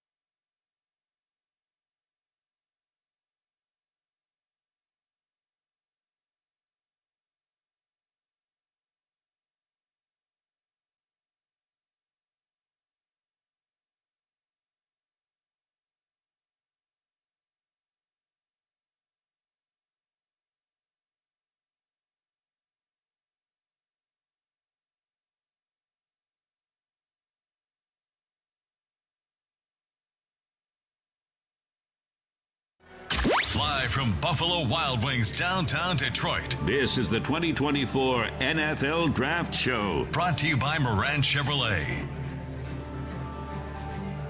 We're hanging out live downtown Detroit, and they just passed along 275,000 people inside downtown Detroit for the draft. It's a party, people. We're going to go to the podium, the Saints with the 14th pick. I have to go tackle here. You're going to find out right now. Here's the commissioner. With the 14th pick in the 2024 NFL Draft, the New Orleans Saints select Tolaise Fuaga, tackle, Oregon State. That's 14 in a row. 14 for 14 offense, guys. The temptation is too much for me. All right. Rico, you exercise patience a heck of a lot better than I do. I can't take it anymore. Okay, because I would take advantage of you. You would? Because I would. Because and not in a good way. Here's the thing. Right now, if I'm Brad Holmes, my worst case scenario, Jared Verse is going to be sitting right there for me to take. How do you know where to go next? Because you still got Dallas Turner's still out there. You still have people out there, okay? He's going to be there. I don't have to move up. Or you can get one of your corners. Quinton Mitchell could be sitting right there. I don't have to move. Or one of their offensive linemen that they might need. A lot of people want that. By the way, our crack stats staff, my daughter Marissa Stone, since the NFL merger, she tells me, in 1970, only once has it taken until number 8 for a defensive player to be drafted. In 2021, when the Panthers took J.C. Horn 8th overall. Wow. So this draft is the Detroit draft. This is also the offense draft. Right, the no-D draft. But you said it, not me. 275,000. To put that in context for people, last year's draft in Kansas City totaled 312,000. We have 2 more days still after tonight. Do we love football in Detroit or what? Yes. Let's get to 1 million. What do you say? 1 million strong. All right, so let's talk about the options that are still in play for the Lions. We are officially halfway to the Lions pick, 14 picks in. You guys have thrown out names. How many good defensive players are we still salivating over? I'm still looking at Terrion Arnold. I'm looking at Jared Verse. Those guys could all be there for you if Quinton Mitchell. I think Mitchell will be the first one gone, just like I think Turner will be the first one gone. But if you could get, like I said, Brad Holmes goes down to the Alabama Pro Day. He loves himself some Roll Tide. So I could easily see him getting Arnold as that other corner because the last corner they picked up is still on America's Most Wanted. How many guys which teams coming up are going to draft defense? Someone's going to draft defense. Who is it going to be? The Colts are up next at 15. This is a popular spot for corners if you're a mock draft person. Right. Stoney, how many teams, if you forecast ahead, could you see realistically saying, all right, enough's enough. There are 2 sides of the ball. We're going defense. Well, the Colts, yes. The Seahawks, look, they got Witherspoon last year. Will they take another corner to have their bookend corners for the next decade in their minds? I doubt it, but you never know. Jacksonville could use a lot. They could go receiver and replace Ridley. Right, with the kid from LSU, yeah, Thomas that's Jr. a popular pick. Yeah, so Bengals. The Steelers, you think, are going to go offensive line, right? Right. At 20. You start to paint a picture where Which is why you can just wait and let it come to you. Patience. I agree. Not necessarily. I feel like I'm doing mornings. Let it play out from you. It's not a let it. Well, Right. It's patience unless you absolutely love the player. But isn't there a middle ground here? Yes. Once 1 or 2 goes and there becomes an urgency, do you say, all right, we don't have to go up 10, 15 picks. No, we might only have to go up a handful. Or you just, this is a let it, why panic? Everything is going your way. Let it happen. Sometimes just let the world happen before you and just take advantage of it. The NFL is handing you a gift right now. I could see Indianapolis going receiver. Then I could see Seattle, Jacksonville, Cincinnati, the Rams all going defense thereafter. So, for me now, I'm having the googly eyes for Verse. I'm zeroing in on one guy, unfortunately, unlike you guys. I think he's the perfect fit for this Lions team. You guys would love him opposite Hutchinson. And right now he would be the 3rd defensive end off the board because you still got the kid from UCLA who's out there. You still got Dallas Turner. Right. You still got that. So, yeah. That's why I'm not moving up. I want to be clear. I do want them to pounce. I just don't know if they have to pounce quite yet. There's a feel to this where you don't have to jump up at 15. And it would probably cost you a second right now on the draft chart to move up. You wait 4 or 5 picks, it may only be a third. That's the calculus in Brad Holmes' head right now. Right, but then again, it could be like Minnesota. Like, why did you move up 1 spot to get somebody that you could have gotten at 11? And you had to give up something. So just wait it out. It's going to happen. I know. You know what? After this, I'm just going to leave. You guys want to listen to me. Well, it's so funny you say that. Top of the hour, Doug Karsch will be back. This is good therapy, Rico. I'm learning a lesson in patience over here, man. Get a little patience. The line change will feature Doug Karsch at the top of the hour. Mike Valenti. We're going to have Jeff Rieger and Gator will be back up here as well. These guys will take over from 10 o'clock to 11. And then we're back. Now the question is, when we come back at 11, well, the Lions have already picked. That's the trade-up question. I don't know. At the end I'm of the worried night, about you. You got to get home and get some sleep. I'll be fine. Okay. You've done this. You know how this works. Yeah. You suck it up once or twice a year. I'll be fine. I know. So what do we think of the Fuaga pick for the Saints? We didn't really talk about it. It's a pick of need. I got no problem with it whatsoever. I mean, protecting your quarterback is never a bad thing. I think the Colts are going to go defense here. The trend has to end. Turner, everybody thinks they're going to go for a corner. What about the kid from UCLA? I mean, Latu? Yeah. I mean, if his medicals check out, they say he's the best pass rusher in the draft. He had the best pressure rate in college football last year. Yes. He was productive, high motor, and Yes. coaches will rave about the variety of ways he can beat offensive tackles. Yes. You want a guy who's a one-man blitz package, that's Latu. Yeah. I mean, the Colts have a lot of needs, but offensive head coach. Could we see Marc brought up receiver. I know. Could we see another offensive? Could be Brian Thomas, LSU. Big body. They already have Pittman on one side of that formation. You got a young quarterback, give him more weapons.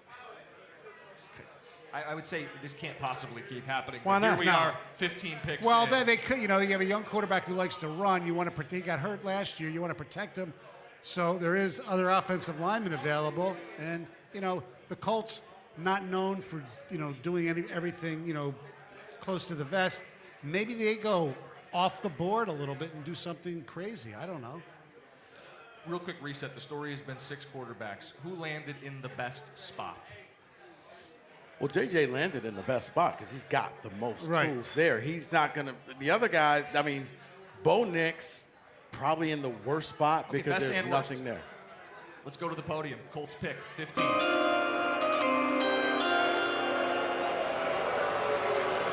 With the 15th pick in the 2024 NFL Draft, the Indianapolis Colts select Laiatu Latu, defensive end, UCLA. And now if you're Detroit, you think about it. Yeah, I think we have entered that part of the draft. I'm driving you nuts, Rico, aren't I? I'm driving you nuts. You really are, man. I can't. Marc, patience is not a strong suit. Did you marry the first girl you kissed? My God. Marc, would you open Christmas presents on Christmas Eve all or wait till the time. Christmas? All the time. They're all open. We're learning. Had a about Sweet it. 16 party at 13? Your love for Verse, and I think he's really good, is crazy. To me, it's nuts. Really? You don't see it? No, I think he's going to be really good. But to trade up this much right now, I don't know. I think the way the board's falling. I will say this, guys. Last 10 years, the team that's won the Super Bowl has had top 10 units, offense and defense, according to Pro Football Focus. One exception, Kansas City Chiefs. Right. So if you don't have Patrick Mahomes, you got to be top 10 offense and defense. Detroit's number 2 on offense, number 19 on defense. You got to bridge that gap, and you can do it right here. I think there's a guy that can help you get there. What's the cost is what we talk Right, about at this point. that's not the player. Because I really like Verse. Back-to-back years of production, high motor, good bend, all the things you look for in a pass rusher and a defensive end. What's the cost to move up to 16 with Seattle? What's the cost to move to 17 with Okay, but here's the Jacksonville? thing. And are you better off, if you're not in love with Verse, but you have a pocket of guys, do you wait until 18 or 19 and the difference may be you do not have to give up as much? Okay, here's the thing. If you're going to do that, if you're going to move up, then just go get Turner. Just go get Dallas Turner. Don't mess around with it if you're going to do that. Now, I wouldn't, but hey, look who finally showed up. I wouldn't do that, but I would just let this thing happen. Everything, because you got top corners out there. You're going to have pieces there.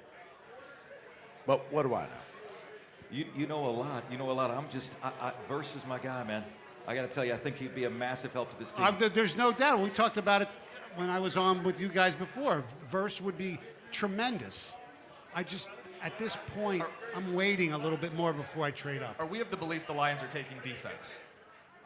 I have there's no still idea. that offensive line. Yes. These are the storylines we monitor. No, I'm not. They could, you know what? They could end up taking A.D. Mitchell and just says, you know what? Stoney, before the line change, real quick, everybody, Yes. who are the Lions going to pick right now? We don't know if they're trading. Who are they going to pick? I'm still going to go corner right now. They're going to go Zach Frazier. They end up with Verse. I think they trade up for Quinyon Mitchell. We have a That'll line be good. change coming up next. It's the 97 Won the Ticket draft party at Buffalo Wild Wings, brought to you by your Greater Toyota area dealers. Line change is next, 97-1.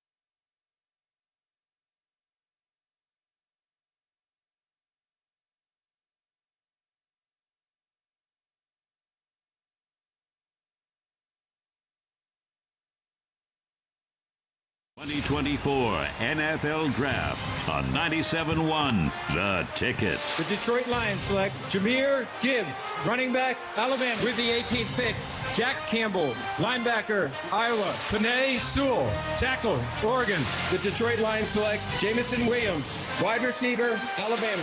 With the second pick, the Detroit Lions select Aiden Hutchinson, defensive end, Michigan. Live from Buffalo Wild Wings downtown Detroit, it's the 2024 Draft Show on 97.1 The Ticket. Brought to you by Moran Chevrolet. Here are Mike Valenti, Doug Karsch, Mike Stone, and Jim Costa.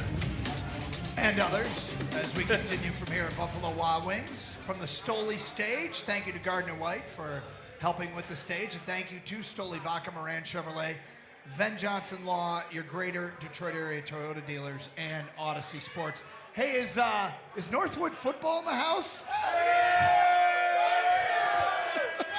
Look at that. Wow. They got no. The truth is, The cheap pop. Dude, they got a teammate that's going to get drafted in the 92nd round tonight, so they're fired up. Come on. That was uncalled for, I feel. Sorry, guys. Wait, I figured they'd be on the stage. Yeah, they could be. They let them take over. Actually, it looks like they've been drinking, so maybe it's not a good idea. Wait, you haven't? No, of course not. Anyway, Doug Karsch, Mike Valenti, Jeff Rieger, and Scott the Gator Anderson, and we continue with the draft. Pick is in with the Seahawks. We'll get to that in a moment. But, guys, one defensive player. Yeah, when are we trading up? I mean, this is kind of the. When are we trading up, Doug? You start thinking about Dallas Turner still there. You start thinking about Terrion Arnold still Quinyon there. Mitchell. Quinyon Mitch's still there. Jared Verse. Gator thinks about Quinyon Mitchell in the shower. It's not true. Yeah, Do you really? I'm not so sure. It's not true. Dude, isn't this the fantasy of Brad Holmes right now? He's got a guy. He's got one of those top 15 guys that he loves. Just trade up and get a difference maker. I'm sure that there are. Here's the best part, fellas. It's a lot of these teams are going to go O-line and wide out. It's going to stretch the field. It's getting in that range, though. Moving up 9-10 spots is not impossible. It's not. No, it's not. And it wouldn't take too much. And, I mean, you talk about getting a elite defensive player that's available in this draft. Now, we don't know who's in their 15-player bucket. Right. But I bet somebody is. I bet between Verse, Mitchell, Arnold, Turner, somebody is. Terry and Arnold, when Rico and I have done this week, narrowing it down to podium first by DJ Paulsera. Yes, let's go to the podium for the Seahawks pick.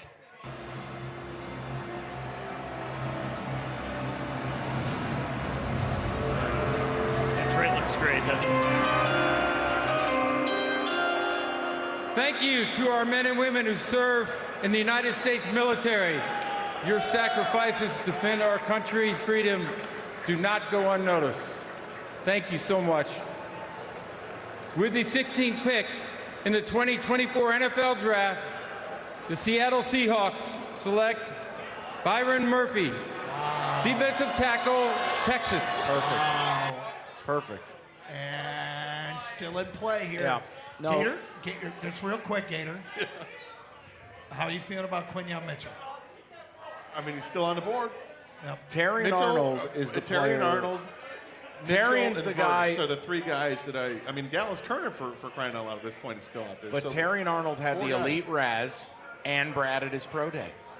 Those two things together usually equate to you're selected by Mr. Brad Holmes' three-piece suit. They love the Raz score. And they love going to the pro day of who they select. Yep. Nick Saban was talking. He was Jim waxing, Costa, elite Raz. Nick Saban was waxing poetic about Quinyon Mitchell earlier before the draft. He said, this kid, I mean, you don't know because of the competition. Then we saw him at the Senior Bowl. We saw him at the Combine. The kid can play. So, look, I'm fine if it's Terry and Arnold. I'm fine. So, of the 15 that the Lions apparently want, how many are offensive players? Go. What are you asking me for? I have no idea. 3, 2, I would not a lot. I would guess that the wide receivers were. I would guess that Brock Bowers was. I would guess that the interior offensive lineman, Zach Frazier is. Zach Frazier eats lightning and craps thunder. They will love that guy. They will. I mean, dragging yourself off the field with a broken leg so your team doesn't have to use a timeout is basically a love letter to Dan Campbell. So I think Zach Frazier is the player that they would want if all the rest of these guys are gone. But whoever imagined I will tell you, I don't. Do you see what's up there? Minnesota? What happened? Minnesota. You better has, wave goodbye to one of your corners, Gator. Yeah. Minnesota has made a trade, and they're on the clock. Well, it tells you one of two things. Or though. it's Dallas Turner. I think it's Dallas Turner. I had them taking Leatu Latu Okay, here's a at trade. 23, but they traded up, so maybe it's Dallas Turner. Jacksonville is moving out. They get 23. They get a 5th-round pick this year, a 3rd-round pick next year, and a 4th-round pick next year. You have very good eyes.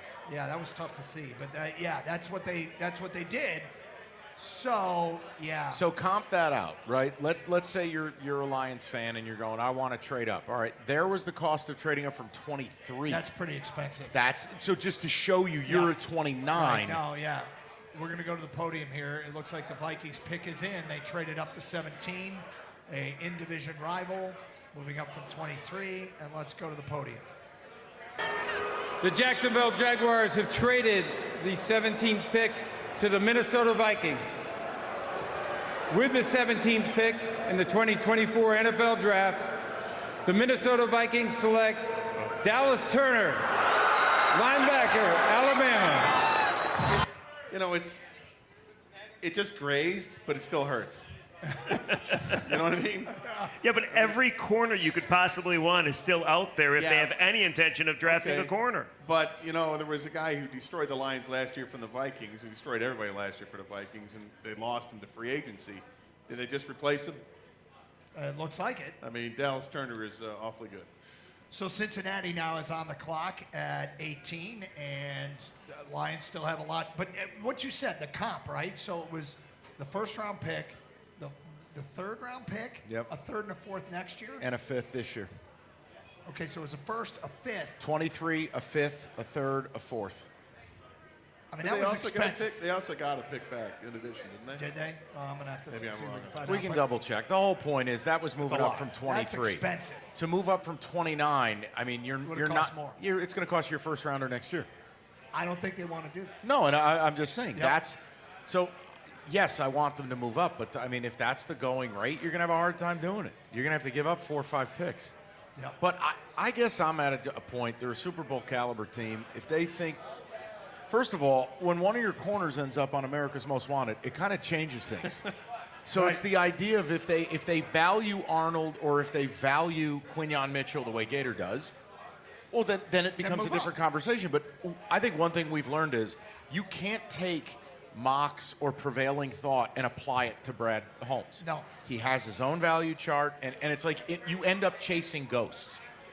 Like, I mean, I would love to see him trade up, but they may not value these corners. It that happens way. every year, though, because you're right. Like, every year, like last year, we all freaked out a running back in the 1st round, but we want a corner. They need a corner. Their corners are Amik Robertson and Carlton Davis. That's not good enough. I don't care who you are. That's not good enough. Well, hold on. It's better than it was last year. Yeah, but how much, though, Doug? I think it's because who are your significantly backups? Kendall Valdor is back. Like, that secondary, unfortunately, is kind of atrocious, and they're going to have the same issues that they did last year, this year, if they don't upgrade it. You also have Brian Branch out there all the time, and that helps things out. Yeah, And I don't think they'll have the same I think your issue. pass rush will be better. DJ Reader's a disruptor. Sure, Obviously, if he's you healthy, get- but yes. Okay, we got to talk about the sunglasses indoors again. What are we doing? Right, Dallas, come on, man. It's clearly your pet peeve. It just come on. Yep. No, so look, the other end of it is, go back to what Dave Burkett wrote about a month ago. There is still an opportunity in the NFL now, post June 1st, where the cap penalties and the roster bonuses change, for them to make a deal and get a legitimate corner. Dave wrote about Marshawn Lattimore. Yep. Which, again, it doesn't mean it's happening, but I have great respect for Dave Burkett. It's just one of those things where if they don't get a corner premium tonight, it doesn't mean it's over. No, because there's free agency and there's trades. Stephon Gilmore is still out. Sure. But I'm with Rieger. They need a corner. I don't care where it happens. Yeah. They need one. Carlton Davis has missed 16 games the last 3 years, no less than 4 per season. Well, you need corners in any team anyway because it's just by the position by nature, it's a position of attrition. The guys get hurt every year at corner on every single team. You don't see two starting corners that go 17 I think the games. biggest thing they did, they helped themselves up front. Maybe they get a little bit more of that help tonight. I don't know. I loved your guys' conversation earlier regarding defensive tackle and it being kind of an underlying thing of, look, you got Aleem McNeil for one more year. And it doesn't mean, like, look, if you want to see what Aleem McNeil is going to make, go look at what Dexter Lawrence got from the Giants and tell me if you want to spend that. Because if you draft a defensive tackle, you've got Reeder for 2 years, you would add a young player to the mix. Davenport can play outside and in. You would begin future-proofing. It's almost like history repeating itself when they should have taken Aaron Donald because they knew Sue was going to be headed to free agency, and you could have future-proofed it. And they didn't. The Lions have also talked incessantly. They want to rotate their defensive tackles. Well, how are we going to do that? Well, you need 3-4 guys. Right now, they got 2. You can't sell me that kid they traded up for last year who did nothing. Broderick Martin. Thank you. Josh Pascal.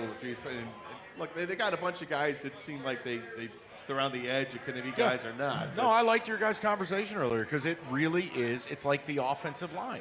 That's an actual need. So Cincinnati's pick is in, and they need a defensive tackle. This might be where Jer'Jon Newton goes off the board. Could the be, defensive or tackle they from need an Illinois. offensive lineman too. Yeah, but they need a tackle, not an interior guy. And it looks like the tackle market. Marius Mims is still out there, but it might have been. Is Falaga still out there? No, I think he's gone. Tackle from Oregon State went? Yeah. Sorry, I was in a daze after Atlanta just shot themselves to the moon. Yeah. Well, What was that, by the way? I'm not sure. Mims or Guyton, those are the 2 tackles that are. Yeah, they could be. I would think they're going to go either O-line or defensive tackle here. And as Oh, far you're as, telling me A.J.R. Curry's not getting drafted? I'm just. Yes, I'm going to tell you that. I'm going to tell you that he's not going to say draft that? it. God help us. You don't think this is a spot for Ladarius Henderson? might be a slight reach. Yeah. Yeah, I think Ladarius lacks a little bit of athleticism to do this. He might be waiting for a bit, but hey, there's 2 more days of the draft. So Cincinnati's pick is in. We'll get to that in a moment, but I don't know that they're going to take anybody at the Lions. They don't seem to need anybody at the Lions are after. I guess we could get Unless the it's surprise. Newton. Well, Newton could be the guy, but I don't think Newton's going to make it to 29. anyway. Look, can I ask you guys a question? And if we get cut off by the pick, we can follow up with it. Can we add a defensive back to the Gator list? Who? Why am I not hearing the #1 Raz score and someone who Brad was at his pro day? Cooper DeJean? Thank you. Yeah, Gator likes Cooper DeJean. Now, I know he doesn't play any man. He's going to be pure zone. I don't care. Flex safety corner. He's going to make plays, and you get the ball in his hands, and anything can happen. Oh, you He's mean a like at the return. end of the game against State when he returned a punt on us? Well, that did happen. It's a big part of the game, a bigger part of the game now that shouldn't be underlooked. It almost ruined Gator Palooza. Almost. The point is, I think there's more than just those 2. And when you look at what Aaron Glenn has been forced to he's eating potato chips and Ben Johnson eats caviar. I'd love to hand Aaron Glenn another weapon, another chess piece to deploy. Yeah, I'm all for taking a corner, and you start to get a little thinner down the line if these top guys are gone, but it's a pretty deep position, and I think you might still be able to get one even if you trade back at this point. Yeah, but it's about what corner you take, I think. Well, I keep thinking I get it. Corners notoriously take forever to obviously develop. I keep thinking that Brad Holmes, the master genius drafter that he is, has a corner in his mind. Well, I would say this. And if so, go get that guy. There are 3 corners I'd be willing to move up for if you had to. Arnold, DeJean, Mitchell. Those are the 3, and I don't know how much you'd have to move up to get DeJean. We're getting dangerously close to not having to move and still. That's maybe what I'm saying. That's a good point. Yeah, that's the thing. That's. By the way, look at how Jared good Verse is still out there. But let me ask you this: they prepared people to not pick in the first round. What if all these defensive, especially corners, are on the board and they move out of the first round? Then it means he didn't like him. That means you got to go get Xavier Howard or somebody else, right? Well, we are waiting to pick here for the Bengals as they are on the clock, and we'll be picking shortly here at 18. And this probably couldn't have gone much better for the Lions if they don't move. If they Trey were hoping Hendrickson not to move. has requested a trade. T. Higgins has requested a trade. Maybe it guides them to leverage that. I don't know. Could be the case. Maybe it's a Chop Robinson spot. Well, that's my guy to get at 29. Just as that pure situational pass Yeah, but rush wasn't guy. Talking about basically James Houston, but way better. Yeah, but wasn't he your guy at 29 before you realized that 6 quarterbacks and 12 and 13 offensive players went off the board? Yes. Yes, exactly. Like now you get him in the second round, you're happy. I can't say, I don't want to let myself dream that all those defensive studs are going to fall to 29. Let's go to the podium for the Bengals pick at 18. With the 18th pick in the 2024 NFL Draft, the Cincinnati Bengals select Amarius Mims, tackle, Georgia. And that just pushes the defensive player. This is down. unbelievable. There's no way the board's going to fall this well for the Lions. Okay, right? so I'm just curious, very quickly though. You all said, and I said too, there's nothing Brad Holmes really could do to infuriate you like years past, correct? If they move back and they don't take some of the defensive studs that are apparently out there, you're good. I'm good, You're good. because it's also it's a deep draft and a lot of. Well, listen, I'm just not married to these players like these guys. I understand if they move back. I need to know what they're getting in terms of picks, what those picks are before I can make that decision. Well, sure. But if you're going to tell me that the Lions are trading back when Cooper DeJean or Jared Verse or Cooper or one of these guys. One of those guys are going to be out there at 29. There's no question about that. Rams are on the clock. We'll have their pick when we continue from our draft headquarters at Buffalo Wild Wings backstage at the NFL Draft. 97-1 the ticket.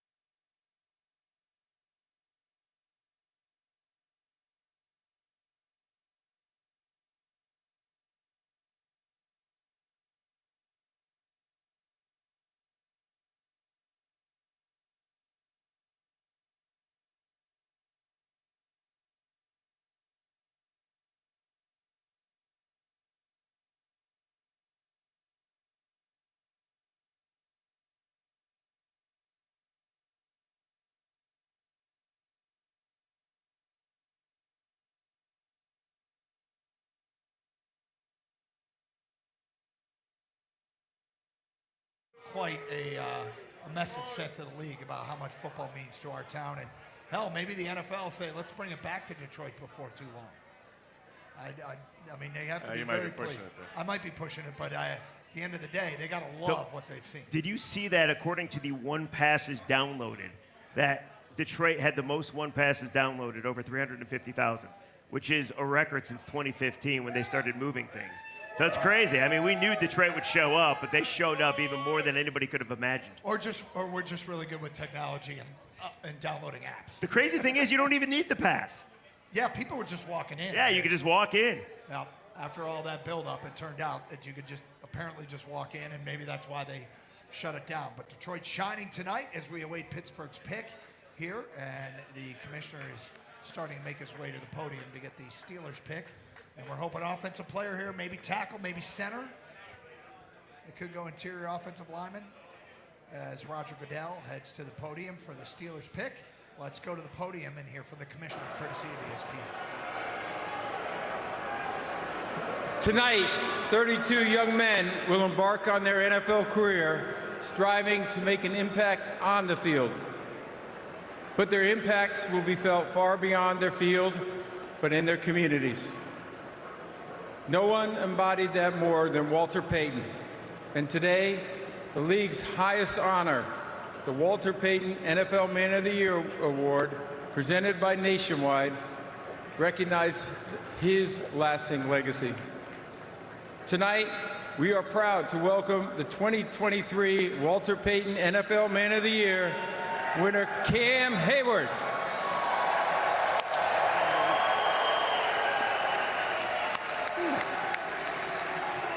First of all, I want to say thank you, Commissioner. And most importantly, I want to say thank you to the Payton family, the NFL, and Nationwide. The NFL draft is special. To my fellow NFL players and the prospects joining the league this week, I want to challenge you. Use your platform to brighten someone's day. The opportunity before you is a gift. And by coming here and being in this league, seize that moment.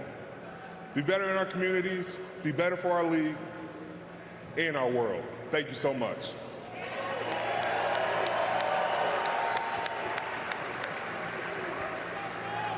Here we go. And with the 20th pick in the 2024 NFL Draft, the Pittsburgh Steelers select Troy Fautanu, tackle, Washington. There it is, 8 picks left. 4 defensive players that the Lions have to be salivating over, still on the board. Maybe. Do they move up? Do they move up? We will get to that when we continue. continue. There's the Karsch radio tease. From here there at it Wild is. Wings, our draft headquarters, 97.1. Got him.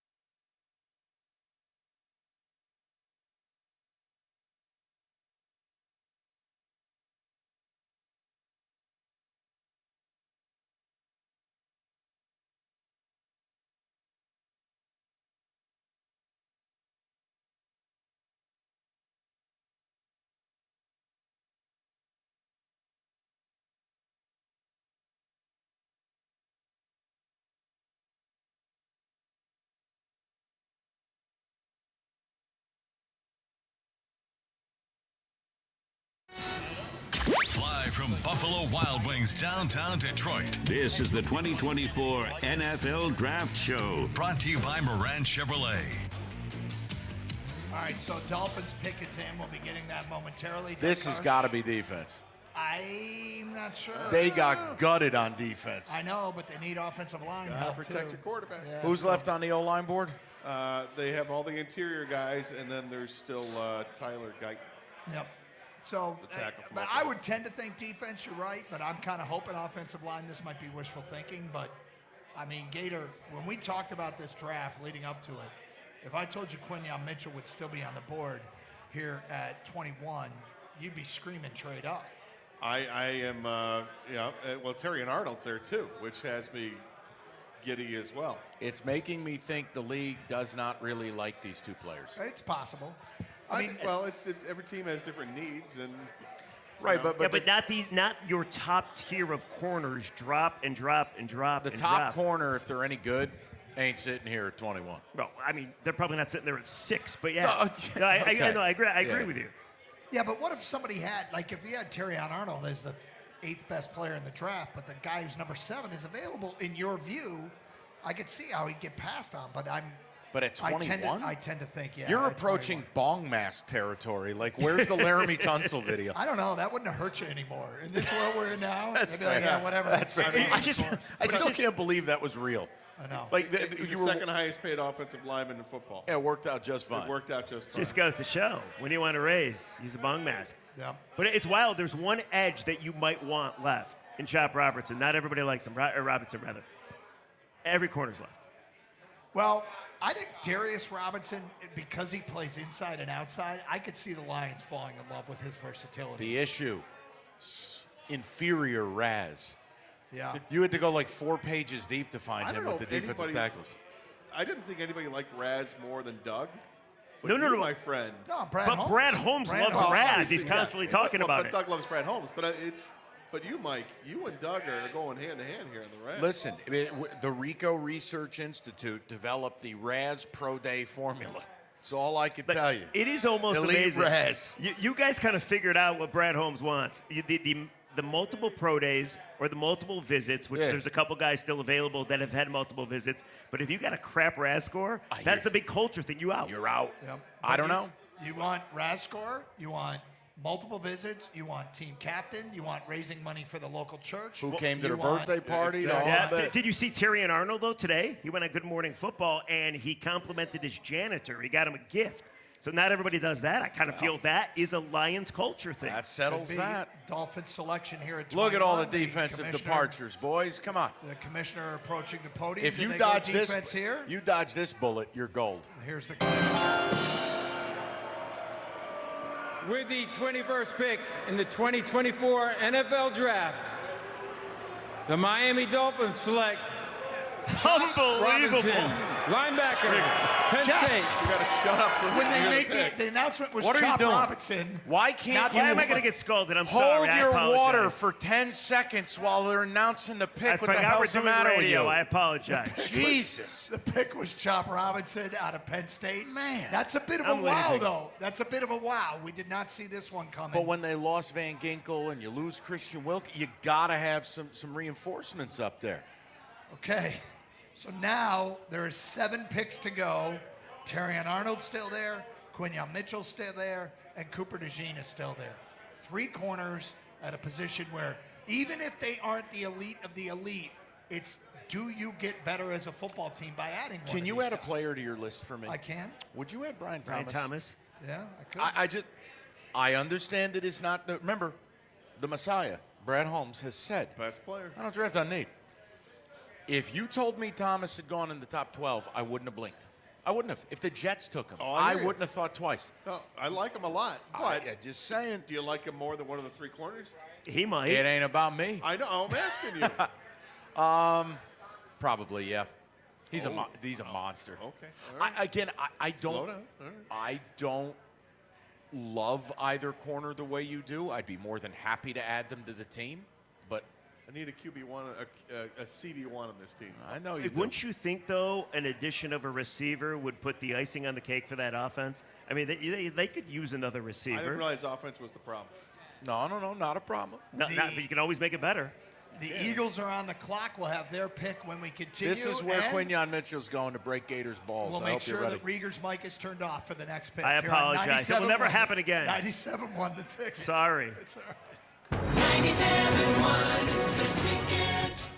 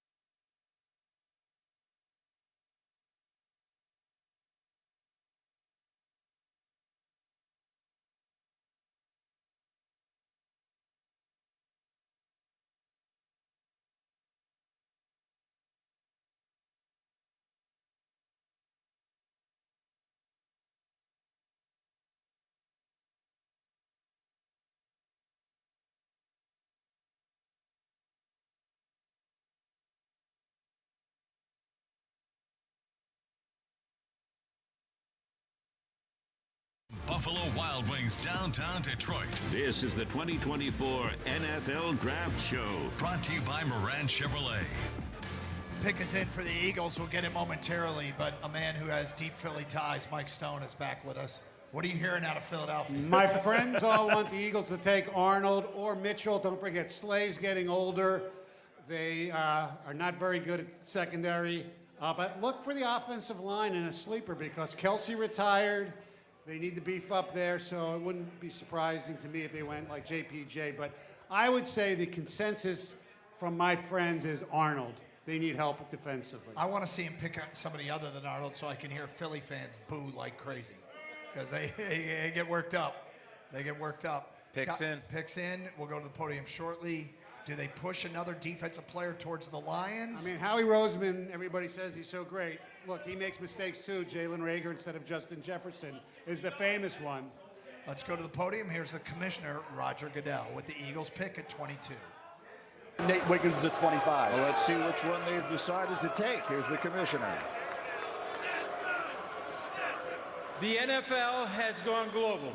Oh, come on. This past year, we played games in front of amazing crowds in London and Germany.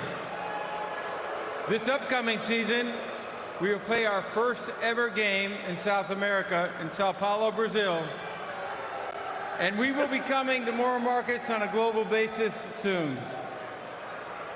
The NFL's International Player Pathway Program helps foreign-born players reach the NFL. Elite international athletes have an opportunity to compete at the NFL level and potentially earn a spot on an NFL roster. One of the most successful players from the program is the Philadelphia Eagles' Jordan Mailata. Jordan is currently in his native Australia for the opening of a new NFL academy for high school football players. To make the Eagles selection, let's join Jordan live from the Eagles draft party in Burleigh Beach, Gold Coast, Australia. Take it, Jordan. Let's go. How good is this? Thank you, Uncle Roger. Good evening to those of you from the beautiful land down under. With the 22nd pick in the 2024 NFL Draft, the Philadelphia Eagles select Quinyon Mitchell, defensive back, Toledo. Baby! There it is. Gator's gonna cry. Yep. Poor guy. It's wow. gonna be okay. You handling that okay? I'm all right. Sorry, Gator. It's all right.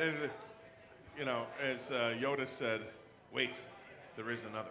Well, there is another, and it's Terrion Arnold, and he could be the guy. As we're 6 picks away now from the Lions selection. That's right. We got a ticket text. Do we do ticket text for this show? Sure. Somebody wants to ask Mike, who's got the highest Raz score left? Cooper DeJean.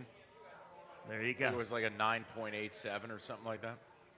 Well, it's something to keep an eye on. That I think we'd all accept that. Interestingly, during that announcement from Roger Goodell, things that got booed by the crowd here at Buffalo Wild Wings included Sao Paulo, Brazil, and foreign-born players got booed here at Buffalo Wild Wings. Well, it was actually the table in front of us right there. Yeah. They feel rather embarrassed now, I feel. It was quite a moment. No, we don't want to hear Roger and his BS. Just shut up and make the pick. Well, like nobody cares about your initiative and how you're going to sell a game in Brazil for $100 million. I must have missed where the table over here gets a piece. Just to tell Roger to shut up and make the pick. Yeah, well, he eventually did. Well, he didn't. Christ. He went down under to make the pick. Oh, I know. I didn't realize Crocodile Dundee was going to be a part of tonight's proceedings. I don't need it. Jacksonville is on the clock right now, and I understand this pick will come from the space station. Yeah. Wait, do we have a SpaceX rocket for the next pick? Just make the pick. Yeah. So Jacksonville, if you take a look at their needs, everything, corner especially. Well, this could be Terrion Arnold's spot. Probably. Yeah. I'm not being flippant. They really do need a corner. Which would leave you with still Cooper DeJean or Nate Wiggins. It's corner. Still pretty good. It's corner or O-line. So what would you go? Guyton, Arnold, Wiggins. This is Jacksonville, right? Yeah. Why? Well, this is their first pick because they traded away. Yes. And so I had them taking a defensive tackle at 17, but now they're here. They are at 23. This could be where Johnny Newton goes. Could be. And I mean, we are getting dangerously close to the point where the Lions just sitting there at 29 are going to get a player that they want. Or better yet, Gators' head exploding when their player's not there and they trade back. Exit out. Well, that could happen. But I'm not opposed to them trading back, but again, my guys have to be gone. Yeah. Your guys have to be gone. But what if they don't like your guys? That's the biggest thing right there. He's proven over How the last 3 years. How do you not love a 9.87 Raz? Only knock on DeJean is Iowa plays exclusive zone. He can't play any man. So that does become an issue when the Lions do mixed coverages. Now, Gator, I'm with you. I wouldn't care. Well, draft a kid. Is it that he can't play man or that Iowa didn't run man? Oh, they didn't. I'm just not really in the business of teaching people in the NFL. Like that's a tough ask. But if you got a 9.87 Raz, then you can learn how to do it. Elite Raz. Come on. One would think. Gator's also fired up when he saw Cooper DeJean's high school basketball tape today. Oh, my God. What? It was unbelievable. 6'1", dunking like a fiend all over the place. He thinks he can beat Caitlin Clark. Of course he can beat Caitlin. I would probably go with Caitlin Clark. Can they stop showing Eagle fans on TV? You know that he can jump 3 feet straight up in the air and block anything she's Have gonna you shoot, seen her? right? I've watched her work out. She's very impressive. There you go. Well, suffice it to say, That's Cooper not even DeJean- for another show, I guess. Picks in for Jacksonville. Yep, we await their pick. And look, I mean, they could go edge rusher here. They could go offensive line, although it'd be interior offensive line, I assume. My guess is Terrion Arnold's going to be the pick here. It'll break our heart a little bit. I'm saying Johnny Newton. Johnny Newton, I'd break Kang's heart. That was his That guy. would break Kang's heart. So we shall see what the pick is. But in the way this is going for the Lions, I mean, do they make a move here? Dallas at 24 is next. Would the Lions be interested in moving up 5 spots? We have Roy Williams. You could get a first-round pick. Can we take these trash bag Eagle fans off the TV? I can't take anymore. There's a lot of them here. It's the Giant fan, and I can't. Look at these people. I can't. Not a fan, huh? They booed Santa Claus. They stole C.J. right. Gardner-Johnson's car out of the stadium during a playoff game. Yeah. They're horrific. These are facts. They are reprehensible beings. I don't know. I watched a lot of Phillies games in the playoffs. Look really fun. Can we mute your mic? Because I tell you, you're really warming me up over here. Like getting worked up. Well, after that, Dallas could be a trade candidate. Green Bay's not going to trade with Detroit. Green Bay's taking DeJean, and I'll go 3 for 3 on nightmare picks. Well, I had a Dunze to the Bears. Yeah. I had JJ to the Vikings, and I had DeJean to the Pack. And that Nightmare. Yeah. Now the division looks like You and I are like holding hands in that, Mike. I was with you on all 3 of them. Nightmare, Scott. the division quickly got tougher. Yeah. Tonight. Big is time. what it looks like. Who's wearing the neck brace? That's Tony Khan. He's selling that he got pile driven last night on AEW Dynamite. Are you serious? Yeah. He got punched in the stomach and pile driven by the Young Bucks. So he's wearing a neck brace? Oh, I thought that was Daniel Jones. My bad. Picks in. I quit. Picks in. Let's go to the podium and the commissioner, Roger Goodell. This might take a while, too. Vikings in a trade earlier tonight. With the 23rd pick in the 2024 NFL Draft, the Jacksonville Jaguars select Brian Thomas Jr., wide receiver, LSU. Back. He's a stud. Push him back. 5 picks away. Terrion Arnold, Arnold's Cooper still DeJean, there. Johnny Newton, all still there for the taking. Out of those 3, who do you want the most? Tyrion Arnold. Gator? Who do you want the most, Mike, for the Lions? What are my choices again? Terry and Arnold? Terrion Arnold, Cooper DeJean, Johnny Newton. I mean, Nate Wiggins, if you want to throw him in the mix. you know the Wiggins one. See, I love him, but it doesn't feel he didn't fit the RRI draft component. But he's long, rangy, crazy hustle player. You've been selling me on this Newton thing all day. Yeah. I don't hate it. I don't. And the fact that the corners are falling makes me wonder if something's up. Yeah, I do that too, where I'm like, oh, there's somebody knows something when maybe they don't know anything, but Yeah, I get worried. And I as get far worried, as why is everybody passing out? as far as Jacksonville goes, they need a lead dog. They need a wideout one, and this kid could end up being better than Neighbors. I'm telling you, this kid, people sleep on him because Neighbors got all the pub. This dude produces. Any wide receiver at LSU, you have my attention because they just pumped them out. Yeah, they're really good with that. I slept on him in the first round. This is the first player in the draft that I did not have drafted. Really? Yeah. I was 22 out of 22. Right? And the sunglasses indoors again. Could you see the stop. Lions adding offensive line to their list at 29, considering the guys that are left? And That's what I've wanted all draft season, but whether it be a tackle, Guyton, or I would have Morgan taken or Powers Johnson, Frazier. I'm a slappy for Cooper Beebe. Anybody who can play multiple guard spots and moonlight at center, I'm in. Because I think Ragnow retires after this year. You know, Zeitler's a one and done. You could be replacing all 3 interior spots. But because of that, and seeing all the offensive linemen go in the first round, I mean, you could roll the dice and you might have that at 61. You can take an interior lineman there. You're rolling bones over here. I was a corner, and yeah, I'm rolling bones. I'm not against an interior offensive lineman. I mean, I've vacillated a lot over the last few weeks, but I've settled on the corner now that we're getting real close to that happening. If we get by Green Bay, and you still have Cooper DeJean on the board, that's where it'll get fun. I am terrified DeJean will be a Packer, and it is going to be a pain in my ass for the next decade. Could be.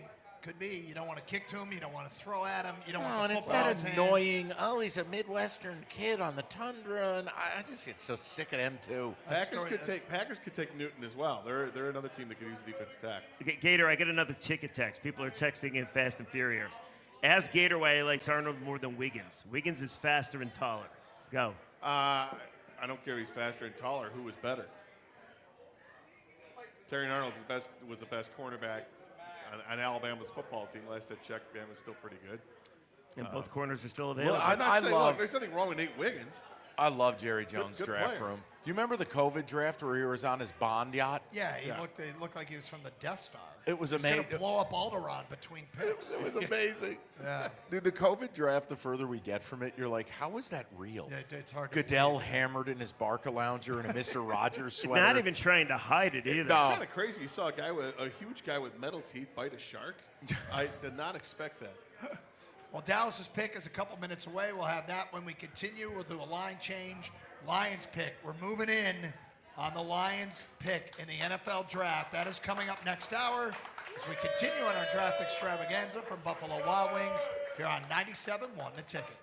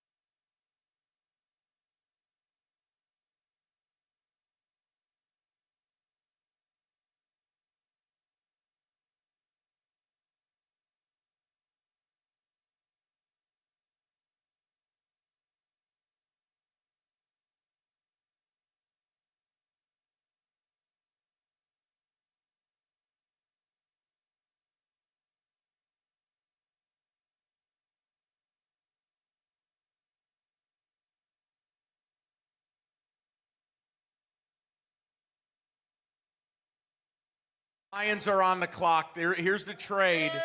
This is Terry and Arnold. You think so? Yeah, I feel pretty good about that.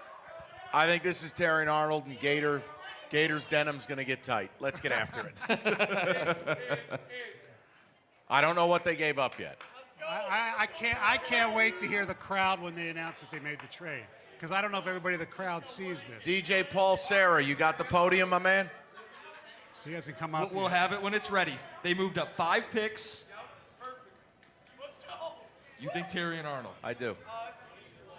So all they Here are the details. They're on the screen in front of us. They gave up a third, and they get a 7th back in 2025. That's a pretty steep price. A third? Oh, they're Oh, there we go. We're in the war There are room. the hugs. Hold on. Hold on. What draft pick do you think they're going to make where they're like, this guy sucks? Yes. Of course they're happy. They Come traded up. on. They're confident. They Now like this guy. Now they're talking to Sheila. Hugs all around in the war room. Let's go. If there's anything that's not more made for television, it's this. Oh, my They're God. showing this crowd. It's unbelievable. Yeah. It's something. You jealous you're not in there? No, not at all. I told you, if you're in there, you got to be wearing a diaper, dude. That's a real problem. What would dampen you right now in a bad way? Nothing. Yeah, I don't think they Nothing, can, because- I don't think they can screw this up. No, it's just Famous last words. No. they take a punter. Arnold, Cooper DeJean. We're not checking Twitter. I don't have it, so you're in luck. Yeah. We want it in the moment. I think it's Arnold. That's my. I hope so. I think it's either going to be Arnold or JPJ. Who's picking 25? Why did they feel they had to get here? Goldie Goffington. Somebody bought a jersey with that on it. Wow. This guy's boy, I tell you, the people. Arnold is here, so they didn't show the green room. I don't know if that means anything. So for context, Green Bay was 25. Who were they afraid was going to be Cooper gone? DeJean. Everybody said he's supposed to be a Packer. Cooper DeJean, touchdown machine. Doesn't play man-to-man coverage that well, though. But Instinctive, great football player. Boy, they're really milking this. Yeah, they are. Now they're showing Terry and Arnold. Well, I mean, yeah. That's what I think they Maybe did. Roger has to go to the bathroom or something. I'm so glad they didn't trade down out of the first round with 275,000 people here. You can't do that to the people. Yeah, you can. Mark, you got a franchise to run now. Right. Come on. They're showing up regardless. We're not operating a daycare center here. Not everybody gets an orange slice. That's not how it works. Capri Sun. Right, exactly. All right, picks in. Come on. They're doing another montage. Elite Raz, let's go. Sky shot of the city of Detroit. I will Selecting say, the Lions pick will be Bob Seger, ladies and gentlemen. Oh, come on. Don't give me one of those. Just announce the damn thing. Let's get another initiative for Mike up here, okay? We have ball. Who's coming out? We have women playing football. It is another initiative, Mike. We got Let's make you wait another 2 minutes. We got Detroit. We got Detroit area high school football. We can go to the podium, Paul? Not yet. Go All right, ahead, podium. The local football community and growing football participation at the youth and high school levels. Joining me on stage are girls flag football players representing the first 4 schools that competed in the Michigan Girls Flag High School Football League and local high school football tackle students. These young men and women embody NFL values of respect, integrity, resiliency, and responsibility to their teams. Yes. Congratulations on your accomplishments in your academic and football careers. Now to make the selection, please welcome Ellie Fagley.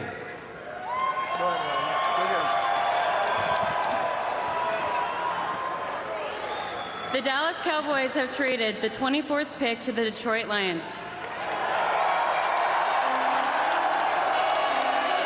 With the 24th pick in the 2024 NFL Draft, the Detroit Lions select Terrion Arnold.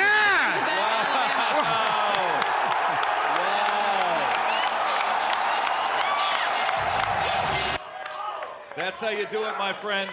Best corner in the draft, and you started the draft with the 29th pick. How about that? Nick Saban told them last year Brian Branch was great. He probably told him the same thing this year. The Raz wins again. All right, here's what we got to do. Paul Serra is demanding that we make up the legal ID so we don't get sued. Let's take a quick TO. No one wants to make Paul angry. Then we'll come back for reaction. Does that work? Yes. Sure. Let's do it. We'll come back. Paul, are you demanding a break? Listen, or you know what, Paul? Why don't we just pause 10 seconds? Let stations identify themselves. Do whatever you like. It's not my On problem. the Mike Valenti Radio Network. Not my problem. Odyssey is your new home for all the audio that matters to you. Download the Odyssey app.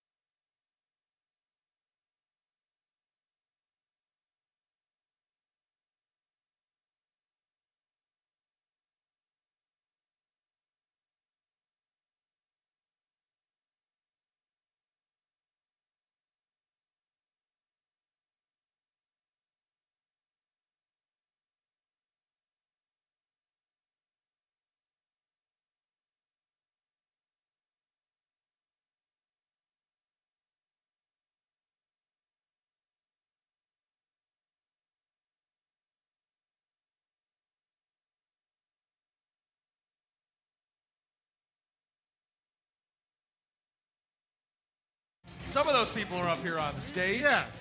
You got a lot of happy people inside Buffalo Wild Wings. Jim Costa, Mike Valenti. We got Stoney on a headset. We got Rico on a headset. I'm only on a headset for a second. I just want to let you know, we've cracked the code. It's the Raz. I cracked this thing. They got their guy, and they didn't have to give up a lot, Mark. That's right.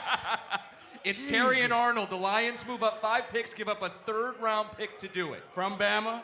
Where did Brad Holmes go for the pro day? Yes. Bama. He had a high Raz score. Elite Raz. There it is. We cracked the code. The Rico Research Institute wins again. Well done, my friend. It's all you. Take your mock and stick 'em. The Raz. Can I tell you how grateful I am to be able to cover a real NFL team? I've been covering the Carolina Panthers for the last 5 years. Are you kidding me? Well, Bryce Young, you get the best corner in the draft. You start with a 29th pick. How you feeling, man? Are you serious? Those kind of ball skills, you add that to a team that was 29th in pass defense a year ago? Hey, if you needed one player to take the next step, I think the Lions just got that guy, man. Incredible. Incredible. And I like his suit, too. Very stylish. Bow tie, very nice. Would you rock that, Stoney? That suit? Yeah, it would look a Would lot. look good on you? No, it wouldn't No. look good on me, but I'd rock it. Buddy, I've seen your Easter shoot I know. on TV. Yes, trust you me. have. Yes, you have. No, and here's kidding the other aside, thing. it's a great pick. It's a perfect blend of perhaps being the best available player and a need all at once. Yes. I mean, the Cam Sutton thing, I understand, and Holmes is right in what he says, but when Cam Sutton ended up on the side of a milk carton, it changes how you have to approach things, where you're in a Super Bowl window. You can't vaporize CB2, not sign anyone, and then go into the draft and go, well, we'll get to it. Otherwise, you end up with the Vildor experience again. And Right. Look, kid's got pedigree. He's got the elite Raz, all jokes aside. They went to the pro day. And I'm a slap for Saban. And I love Bama players. I love Bama secondary players. Yeah, I know D. Milner sucked. Yes, the there've been a point few, is, yes. I But that's think because he went to the Jets. right. You're buying into something that, look, when you get a guy from Bama, you understand how they've been coached. You understand the accountability that resides there. They're going to come into your program ready because Bama, beyond the jokes, it's an NFL factory. Yes. They are preparing guys to be drafted. That is it. And the national title is just a byproduct of it. So it fits. You would expect this young man to come in and start from day one, and it puts Amik Robinson where he needs to be, which is the slot.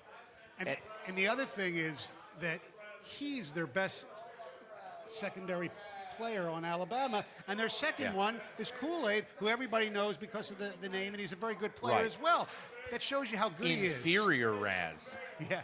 And he excels playing man defense. Carlton Davis is a zone corner, right? So now you got that man-to-man potential lockdown corner that you've lacked in this defense. What an addition, man. And as much as you guys talked about it earlier this week, as much as a lot of people would like Cooper DeJean, sure, he's more of a zone guy. Correct.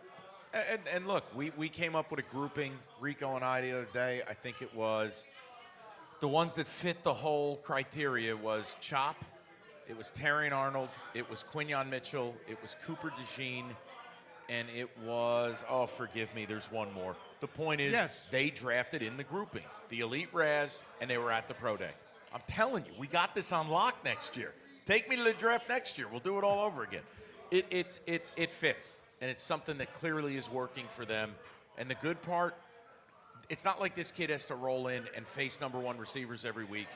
He's joining a winning team. They are going to have a much improved pass rush. It's a good spot. Like we only talk about spots for quarterbacks, right? Right. No, there's fits for every position. Like when you get to go to a place and you're not the lead dog, you can have some of that pressure off of you. They're going to give you the help. Like that matters. That helps you. I mean, man, you throw some of these kids to the fire, you can wreck them in year one. Brad Holmes spoke about conviction. Trading up is conviction, right? Yeah. There's a belief that this guy knows what he's doing. He's mined Alabama before. It's Branch, it's Gibbs, it's J-Mo. He's mined this before. What are we booing, people? The Packers are the on the Packers are on the clock. That was a good pick. We all like Terry and Arnold. Yeah.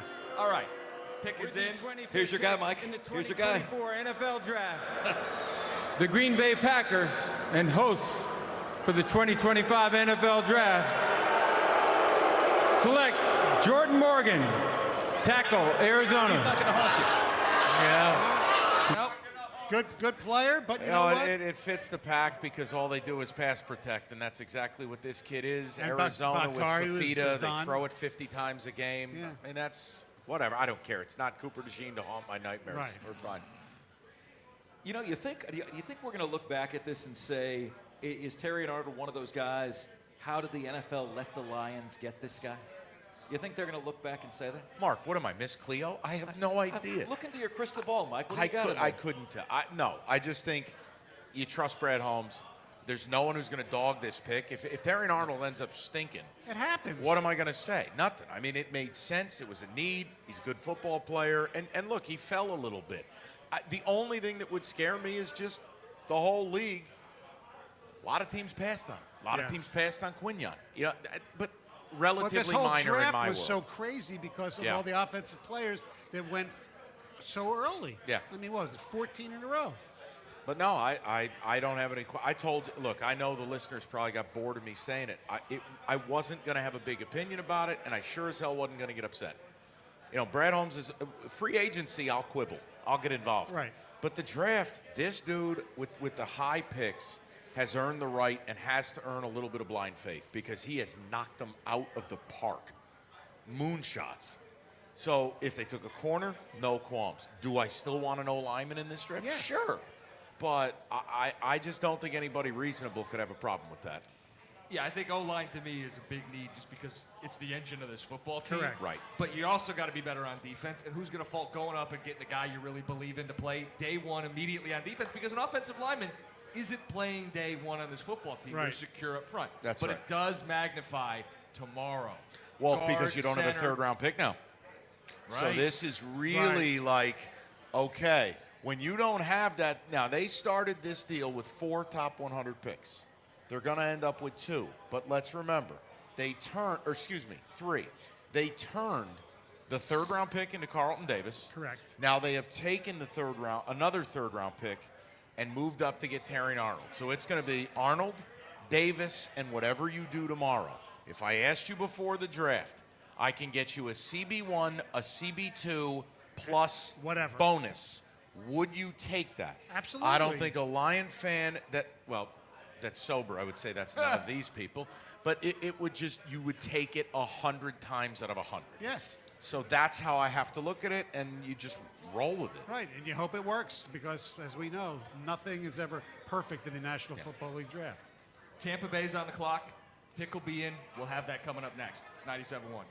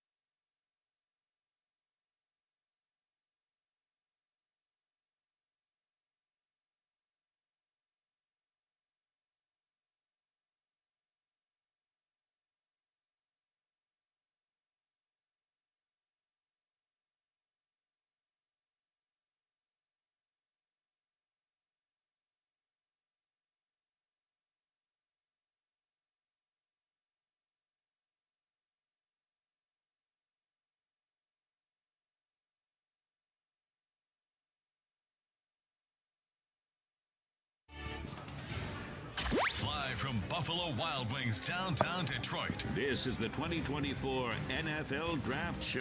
Brought to you by Moran Chevrolet. All right, so Mike, I just heard you talking about Doug Karsch back with the crew here. Yeah, you're at not Buffalo Jim Wild Costa. Wings. What the hell happened? Yeah, no, all right.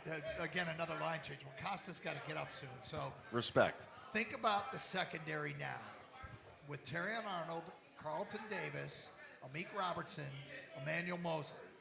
Somewhere in there are your two starting corners. I suspect it'll be Davis and Robertson right out of the gate, but maybe Arnold will push.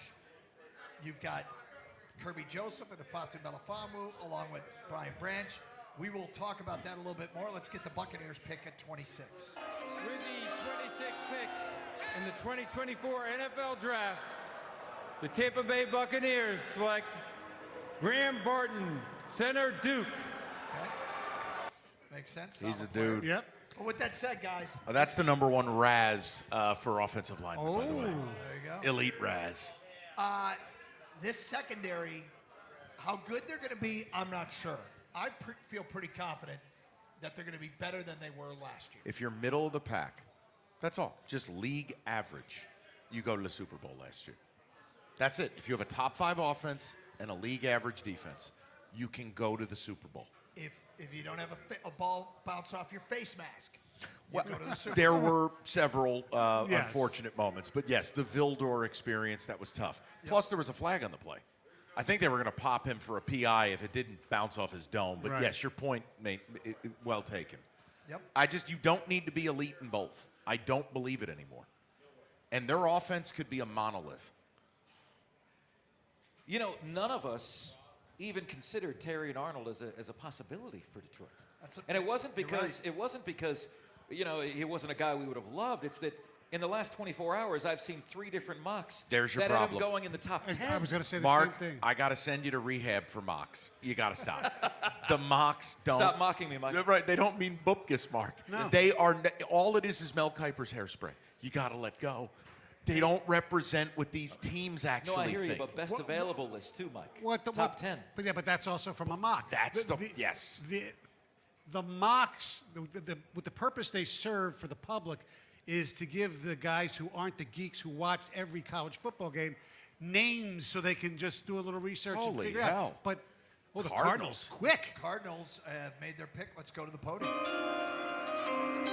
With the 27th pick in the 2024 NFL Draft, the Arizona Cardinals select Darius Robinson, defensive tackle, Missouri. Canton High School. Yep, good for him. I'll say this about the Terrion Arnold pick. Regardless of what the mock said, Dan Campbell himself said if you get one of the top 15 players, you're getting a hell of a player.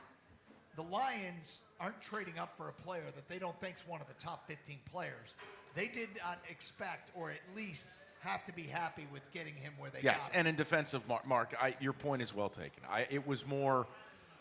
You just once the live bullets start, you got to let go of the other stuff. But you are right in this. I don't think there's any scenario where you didn't get, if he's not the best corner, second, third. He was a premium corner, and if Brad Holmes is moving up to get him, I think it proves your point that yes, he valued him maybe closer to what some of the literature, if you will, said. There's no disagreement. Look, Doug loves mocks. I hate their guts. It's a perfect interplay between the two afternoon programs. I've never heard it called literature before. Yeah, Shakespeare, Kuiper. Look, I'm 700 milligrams of caffeine deep. It's been a long week. I get it. But my words aren't working. The other thing you got to consider is this is the highest that Brad Holmes has ever gone for a cornerback. They're going all in for a guy that if they've gotten, and his first pick the last 3 drafts, Penei Sewell, Aiden Hutchinson, Jahmyr Gibbs. If Terrion Arnold is to the secondary, what those guys have been to their position groups, it's a win. It's a huge win. And the other thing, too, it just gives you another cheap, controllable piece in that secondary. When you look at all those players, none of those guys, outside of Carlton Davis, none of those guys making any money. No. It's cheap. It is cheap. Now, the only downside would be because of his greatness at picking like guys in the 3rd round is that he gave up one to get somebody. That could be the But that's again, the only downside. Go big picture with Yes. it. We had 4 top 100 picks to start the offseason. Right, I know. So you traded one of them to get Carlton Davis. Right. Okay? Now you've traded a second one to get Terry and Arnold. You still have one more top 100 pick. So if I said to you, Stoney, they walk away with Cooper Beebe, Terry and Arnold, Carlton Davis, would you have signed up for that? Yes. That's where you no. Thank you, Marvelous. How about Johnny Newton now in round 2? Any Okay, chance he falls all the way to Doug, if 61? it gets you in a bright orange Illini jersey, children's size, I got you covered. Let's go. Let's go. Well, what are they going to be looking at in the second round? Is this where they I go? think it's got to be O-line. O-line or interior defensive line? Because, Doug, think about it. You know, that's where you generally do take the interior guys. Yeah. And they have a legitimate chance to avoid. Remember last year when Jonah Jackson got hurt? Yep. When the O-line was intact, they averaged 50 more yards on the ground a game than when Jonah was hurt. Well, what if I could take away that statistic now? And the line has no chill. That you have this, you know, preferably someone who can moonlight center in both guard spots. I would like an O-lineman, but what the hell do I know? And don't forget they had, when Jackson got hurt, they had to use the fifth rounder was what the kid from Soldiers was from William and Mary. Sorsdahl. Yep. No. Darius Robinson should incur a league fine. The Buffalo for that Bills jacket. have just made a trade to Kansas City. So the Chiefs are moving Is on. Mahomes going to get another receiver? I would think. I mean, Xavier Worthy is still out there. A.D. Mitchell is still out there. Ladd McConkey is still out there. Ladd McConkey with Mahomes is almost unfair. It's Wes Welker. Yeah. And again, that offense, everyone still thinks it's Mahomes, you know, air yards from 3, 4, 5 years ago. It's not. No. It has become very measured, very accurate, no mistakes. You put Ladd, and again, who the hell knows? Rashee Rice may not be around for a while. Right. What's interesting about this, who is Kansas City jumping in front of? Moving up. Most surprising player still on the board to you? Cooper? No, because people don't value linebackers, even if it's in Johnny Newton, defensive tackle. I think it's JPJ. I'm letting Doug have his Johnny Newton moment. Yeah, I think so. That's your guy. But I'm interested in Kansas City. Why they made this trade? Wide receiver? Are they getting ahead of San Francisco? You want the elite Raz? You want the number 1 Raz wideout? Xavier Legette, is it Adonai Legette? Mitchell. A.D. Mitchell. Yeah, I'm not an A.D. Mitchell fan. No, I'm just telling you what the Raz has to say. Well, I shouldn't say I'm not a fan. I've been programmed so much by Brad Holmes that when I see a player at the college level show bad body language and appear to be mad at his quarterback, I'm like, I don't think that works in Detroit. Now, that doesn't mean he's going to be a bad player. No. I just immediately think that that's not a player Detroit would want. Yeah. But he could. I mean, is he going to complain about Patrick Mahomes? He better not. So that might be a great spot for him. Might be a great spot for him. But again, the Chiefs are doing what the Lions did. You're a Super Bowl team. You identify a player. You're going, what the hell are we waiting around for? And we don't need all these picks. None of these kids are going to break the rotation. Go and get a guy that you really want. And look, I mean, their only thing they're chasing is greatness. There's nothing else that's going to do. They don't need to worry. They know what's on the other side of this window. They're going to be bad. So this is go up and get the highest guy on our board. Get this player that helps us now. Dan Miller just spoke to Dan Campbell, who said something about Terrion Arnold. We'll No, tell you what that don't is do at it to him. 11:31. Oh, late night From here Karsch at the- tease. At the Buffalo Wild Wings draft. Got him headquarters. again. That is next. We'll also have the Chiefs pick coming up here on 97.1 The Ticket.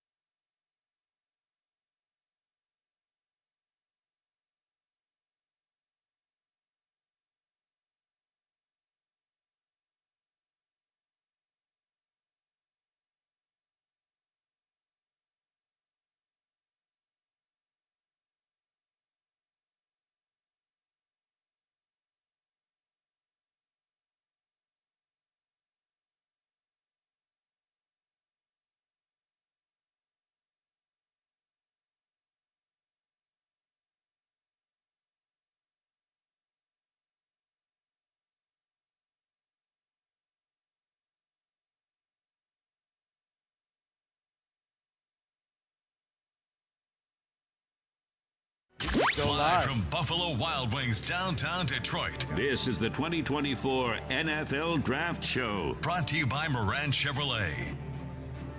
Let's go to the podium and the Kansas City The Chiefs 28th pick in the 2024 NFL Draft. The back-to-back Super Bowl champions, Kansas City Chiefs, select Xavier Worthy. Oh my. There you go. Wide receiver Texas goes to Kansas City to play with Patrick Mahomes. As you heard that announcement moments ago from ESPN, we brought up Rico Beard, who is back with us here, along with Mark Bryan and Mike Stone and me, Doug Karsch, from our draft headquarters. Rico, what do you make of the trade by the Lions? Oh, I was about to say which trade. No, I think the Lions were patient. This was one of the people that I think that they had targeted. I mean, Brad Holmes he's got a system. And this was one of the guys that was on there. You moved up. I think you got rid of you got rid of one of your third-round selections, but he feels like this is going to be the final piece to that defense because the other corner you have may not be there. Well, they already released him. So, yeah, this is the guy that they believe that can help them so when they get back to the NFC title game, they can finish out in the second half. Historically, recent history with Alabama secondary guys and this football team worked out pretty well. So he was arguably either the first or the second best cornerback out there. He was the second best. Yeah. He was the second best. So when Quinton Mitchell left and got picked up, that's when I think they said, okay, let's see and target where we can go and how much do we have to give up. They gave up a third-round selection. Yeah, it's funny. I was checking Twitter, X, whatever you want to call it, and they said that Saban's doing stuff for ESPN, and he said last year Quinton Mitchell was the one guy they wanted in the portal, and he would never go in. He never got him in the portal. Kind of like Sauce. Yeah. Said, I'm staying at my school. Yep. Terry and Arnold as well, guys. Areas he needs to work on. Some judgment issues when the ball's in the air. Missed his assignment a few times in zone. But in terms of size, speed, agility, in terms of those things that you can't teach, he's got all of those guys. The areas he lacks are areas where I think the Lions really help him with coaching. Well, it's interesting because Dan Campbell, I mentioned before the break, spoke to Dan Miller. And Dan Miller tweeted out, just spoke to Dan Campbell, they felt like Arnold was the best cornerback in the draft. And that was the urgency to move up to get him. Love his coverage skills and tackling ability. So that was from the head coach through Dan Miller. Whether he's the best cornerback in the draft to me is kind of irrelevant. Every draft is different. Sometimes that means he's a great player. Sometimes it doesn't. What I'm not questioning is whether or not they're more talented in the secondary. Right, they are. There's no doubt about it. Yep. Now Dallas is going to pick at 29, which is what the Lions are going to get. We're supposed to get, so it's going to be interesting to see where they go. Well, we'll get to their pick in a moment because this is where the Lions were scheduled to select before they made the trade with Dallas, giving up the third round. This guy actually got on a plane with this thing. They actually let Cowboy fans in this city? No, city? but think about it. That's somebody's father. Imagine your kid looking out there saying, that's daddy. Boy, oh boy. Never been more shamed. Those parents have never been more shamed. By the way, Kansas City thinks they just got their new Tyreek Hill replacement. They did. They did. Let's go to the podium, and here is the commissioner, Roger Goodell, with the Cowboys selection at 29. 29. With the 29th pick in the 2024 NFL Draft, the Dallas Cowboys select Tyler Guyton, tackle, Oklahoma. A lot of people said they were going to go offensive line, and they did. Just a little earlier than they needed to do. So could be the guy. That they got an extra third-round pick. A good move. Yeah, by they got them an extra too. third-round pick to get the guy that they wanted anyway. Right. So, yeah, smart move. by them. As doesn't happen too often, but they'll say it, a win-win trade thus far. It actually has been. Could be. You got, you're going to gamble on Dak. They signed him to the extension, so you better protect him and hope that for once you can win a playoff game. So, Rico, we had a chance to talk earlier to Mike, and I want to get your take on the same question we asked. I mean, it's a long way off, the second-round pick of the Lions, but are they now hoping for, I would guess, an interior offensive lineman or an interior defensive lineman? But what do you think they'll be targeting in the second round? I still think that for the fact that they actually traded out and lost a third-round pick, that this may be one where they trade down, gain some extra picks, and then eventually address the offensive line. yes, to answer your question, Doug, they will get offensive linemen, but maybe not at that initial pick. Because, you always look and say, oh, my goodness, like a guy like Cooper DeJean is still there. Like, there's going to be a lot of people who we all thought were going to be taken in the first round. So maybe they say, you know what, let's try to move back. But if they don't, yeah, you have to address that offensive line. With 3 picks to go in the first round, players that haven't been selected yet include Cooper DeJean, Johnny Newton, Kool-Aid McKinstry, which, I guess is not stunning, but it is a little bit of a surprise. Cooper DeJean is Kool-Aid. If his name wasn't Kool-Aid, people would realize he was the weaker of the 2 corners. Right. But they just get fascinated with that name. Well, the weaker of the 2 corners at Alabama might be well worth having. True, but why not get the best one? And that's what the Lions did. So yeah, I'm not mad at him for that. But I'm going to be quiet because the Niners will end up taking them, and I'm going to end up looking stupid. Well, I never thought. We always talk about players that are accessible, like what you have. How can you? They didn't have access to some players. They just weren't going to get in the top 10 and get a Dallas Turner, most likely, although he dropped as He started falling. Yeah, but if Terrion Arnold, I did not think they would have access to Terrion Arnold. And when they saw that they did, trade. I did. When all of a sudden, 15 offensive players in a row went, okay. Fair enough. Mitchell will go first. He'll be there. Now, I didn't think that they would move up, but they saw it, and they went and got him. Well, before the draft, I didn't think. Oh, before the draft. I got you. Okay. You know how the San Antonio Spurs build that equity in terms of who they draft in the NBA? You just know whoever it is going to be a stud. I think the Lions are entering that category right now. Here's another team. Their pick is in. Whomever it is, you know this guy is going to be a baller. You're just used to seeing that time after time after time. But, Mark, here's the thing. That's why these teams constantly pick 28th, 29th, 30th, 31st, 32nd, because they do that. Think about it. It's like normally the bad teams the Jets are always at the top. And the Lions used to be always at the top. Ravens are always at the bottom. Right. Ravens, Steelers, historically. I don't mind stopping and just sort of beholding what Mark just said. Yes, we feel like this is going to be a good pick. Yeah. Which is something I'm still getting used to. The fact that the Detroit Lions, when they do something and make a pick, we don't immediately assume that it's going to fail. Doug, it's big boy football. You're a big boy team.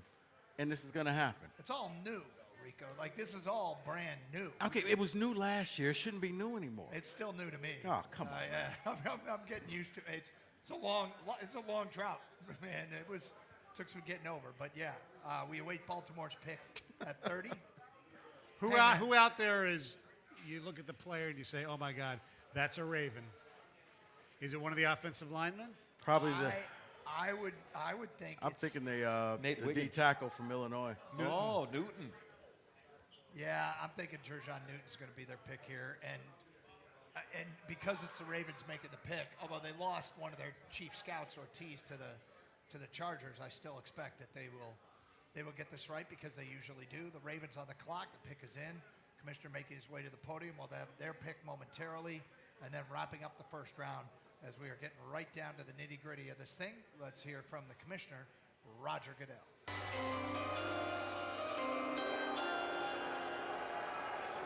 With the 30th pick in the 2024 NFL Draft, the Baltimore Ravens select Nate Wiggins, defensive back, Clemson. Good call. Good pick. Okay. It That's makes a Raven. sense given what they need and given what they typically like, and 4.28 40 speed for Nate Wiggins. Covered him in South Carolina. High character kid, fits the Baltimore Ravens mold. I didn't know that he was a fit for Detroit simply because of the size, right? He's very, very slender in build. I think he's the last player, too, that was in the green room in Detroit. No, he's in Atlanta. They're showing him now. Oh, is he? Okay, I'm sorry. I thought he was here, but fair enough. So Wiggins off the board. Is there anybody left in the room? I don't know. There was 13 players, I believe, who was coming here. The Niners are now on the clock. Oh, Rico. Who do you want? This is your pick, my man. I mean, it all depends. So far, they haven't traded Brandon Ayuk because I was going to say if they did that, go get a receiver. Well, A.D. Mitchell. So A.D. Mitchell is there. If they're going to trade, if they take A.D. Mitchell, that means Ayuk is out the door. Laid McConkey, same thing. Yeah. If not, McConkey's the same thing. If not, Man, they may go and get Cooper DeJean and just add to the defense. I mean, the secondary was probably, well, it wasn't probably. The secondary was the weakest part of that defense last year. Now, what happened was because the D-line and the linebackers were stellar, you didn't get a chance to see how bad the secondary was. Right. But, yeah. Our buddy Ambry Thomas did not have Yeah, a good Ambry, yeah, he was toasted a lot. Well, we'll have the Niners pick coming up shortly as we continue from Buffalo Wild Wings. Thanks to our sponsors, Stoli Vodka, Moran Chevrolet, Ven Johnson Law, your greater Detroit area Toyota dealers, and Odyssey Sports. Also, thanks to Gardner White for the stage and the green room furniture. It is the Stoli stage here at Buffalo Wild Wings.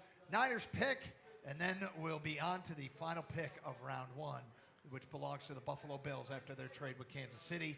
So we continue here on draft night from our draft headquarters here on 97.1 The Ticket.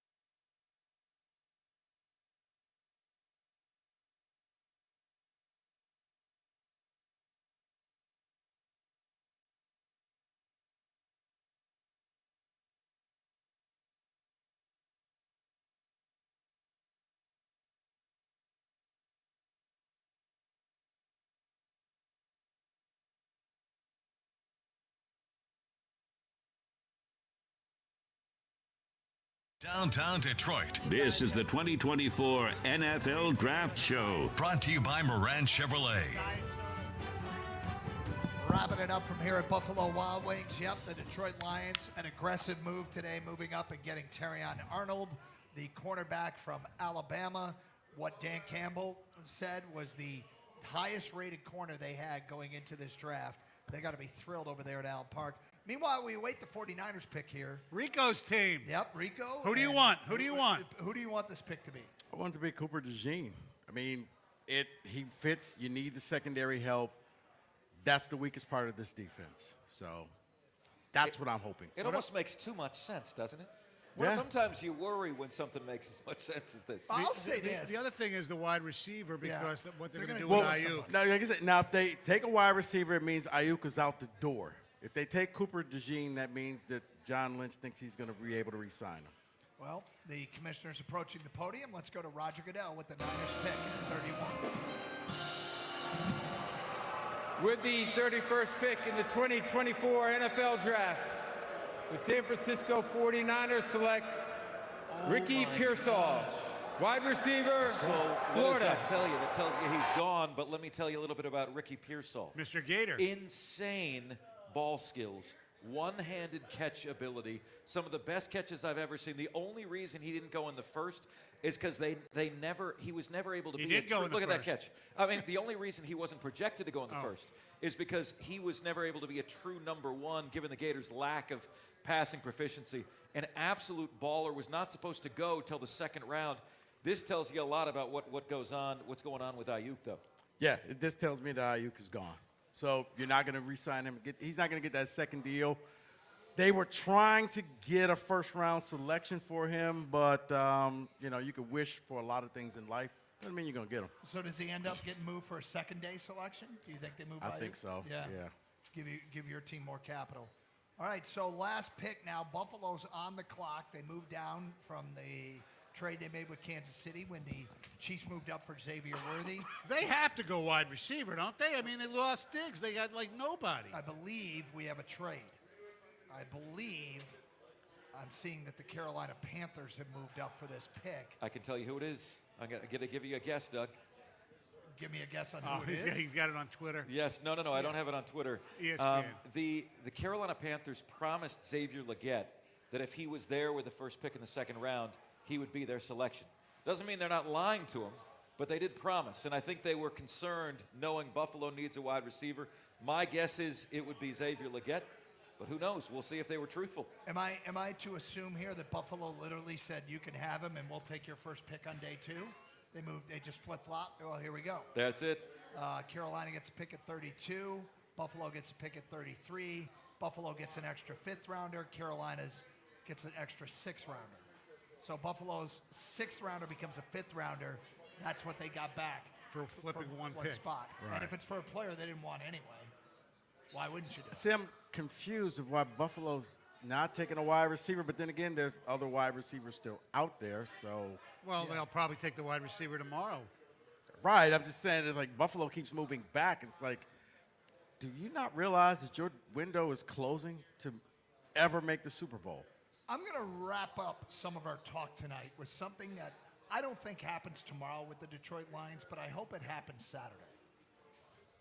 With the whatever pick the Detroit Lions select, kicker, ... I don't care which one. I like Will Reichard from Alabama. No.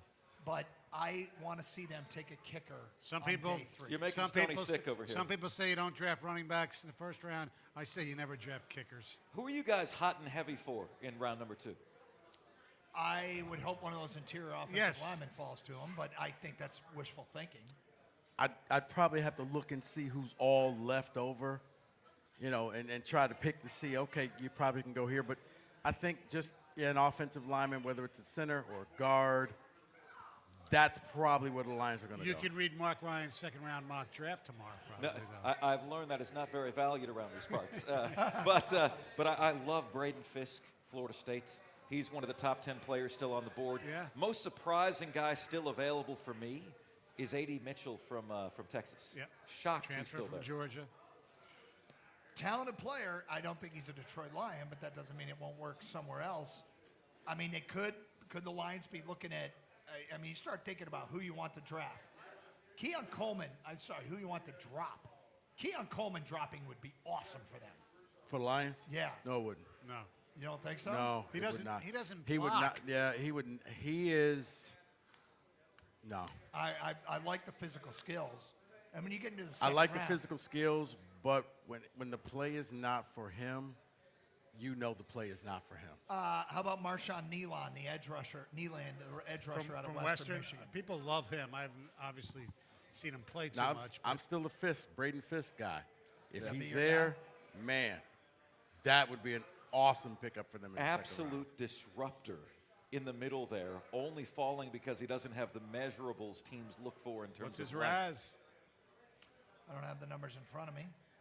I don't have it committed to memory like Mike either. I know. Zach Frazier, there's no way he's there at 61, is there? I don't think so, but the he's interior offensive lineman from West Virginia. But then again, we don't know because we're basing this off mock drafts, and mock drafts is just educated it's an guesses. exact science, Right. But we do have an idea of who some of the better players are.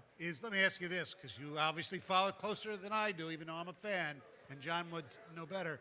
Is Zach Zinter a second-round pick, or is it later? I would have thought a third-round pick, and Okay. obviously the Lions don't have one. But, I mean, that's a long-term investment. If those other interior offensive linemen are gone, you don't need Zach Zinter to play right away next year. Right. So, yeah, I mean, that'd be another prime example of a player that probably would have been pushing a first-round pick, certainly a second-round pick. Now that he's hurt, I think he's a third-round pick. Do the Lions trade back at 61, get some more capital, and maybe go after a player like that? Let's go to the Carolina Panthers, their selection, final pick of round 1. All night long. Here's the last pick. The Buffalo Bills have traded the 32nd pick to the Carolina Panthers.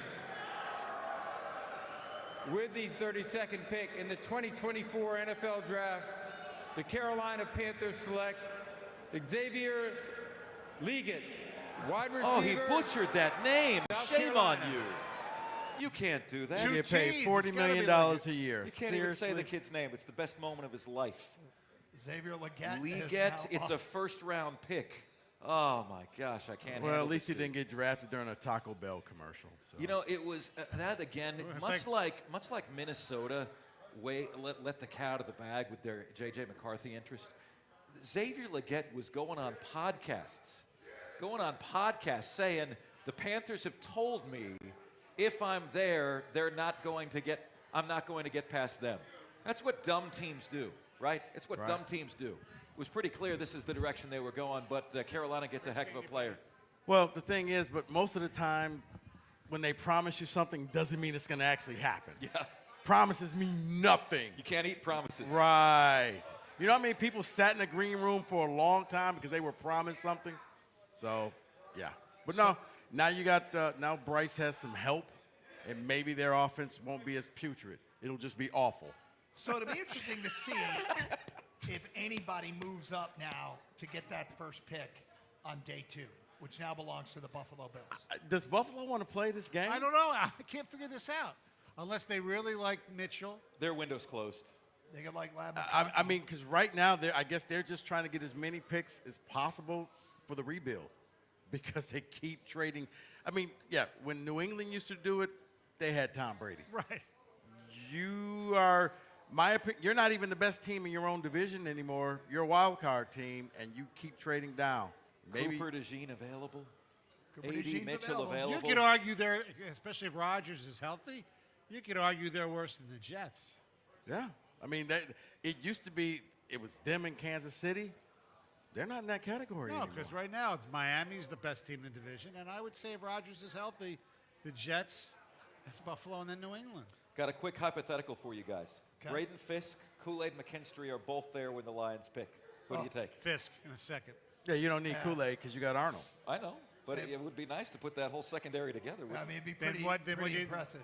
But then make what the did- Carlton Davis trade for? I was about to say, what did you do in the offseason? You about- got all of these corners. How about Braden Fisk, Marshawn Nealon? Edge rusher I from like Western that. Michigan. I like that. Well, technically both were. I'd from Western probably Michigan. I'd probably go Braden Fisk. Another player that I just think is a hell of a player is Edrin Cooper, the linebacker Yes. from Texas A&M. Correct. Yes. Position that He'd be people, the first you know, linebacker taken, wouldn't he? Yes.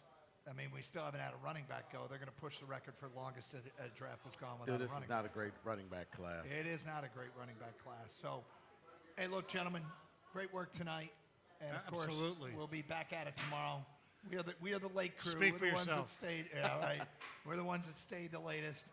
here at Buffalo Wild Wings. So It was a blast bravo. working with you. Thanks to everyone here at Buffalo Wild Wings, everyone that stayed late. What a blast, guys. Yep, our crew over here, our engineers did a fantastic job. Yes. The guys who are here, the guys who've left already. Lori and the staff setting everything up.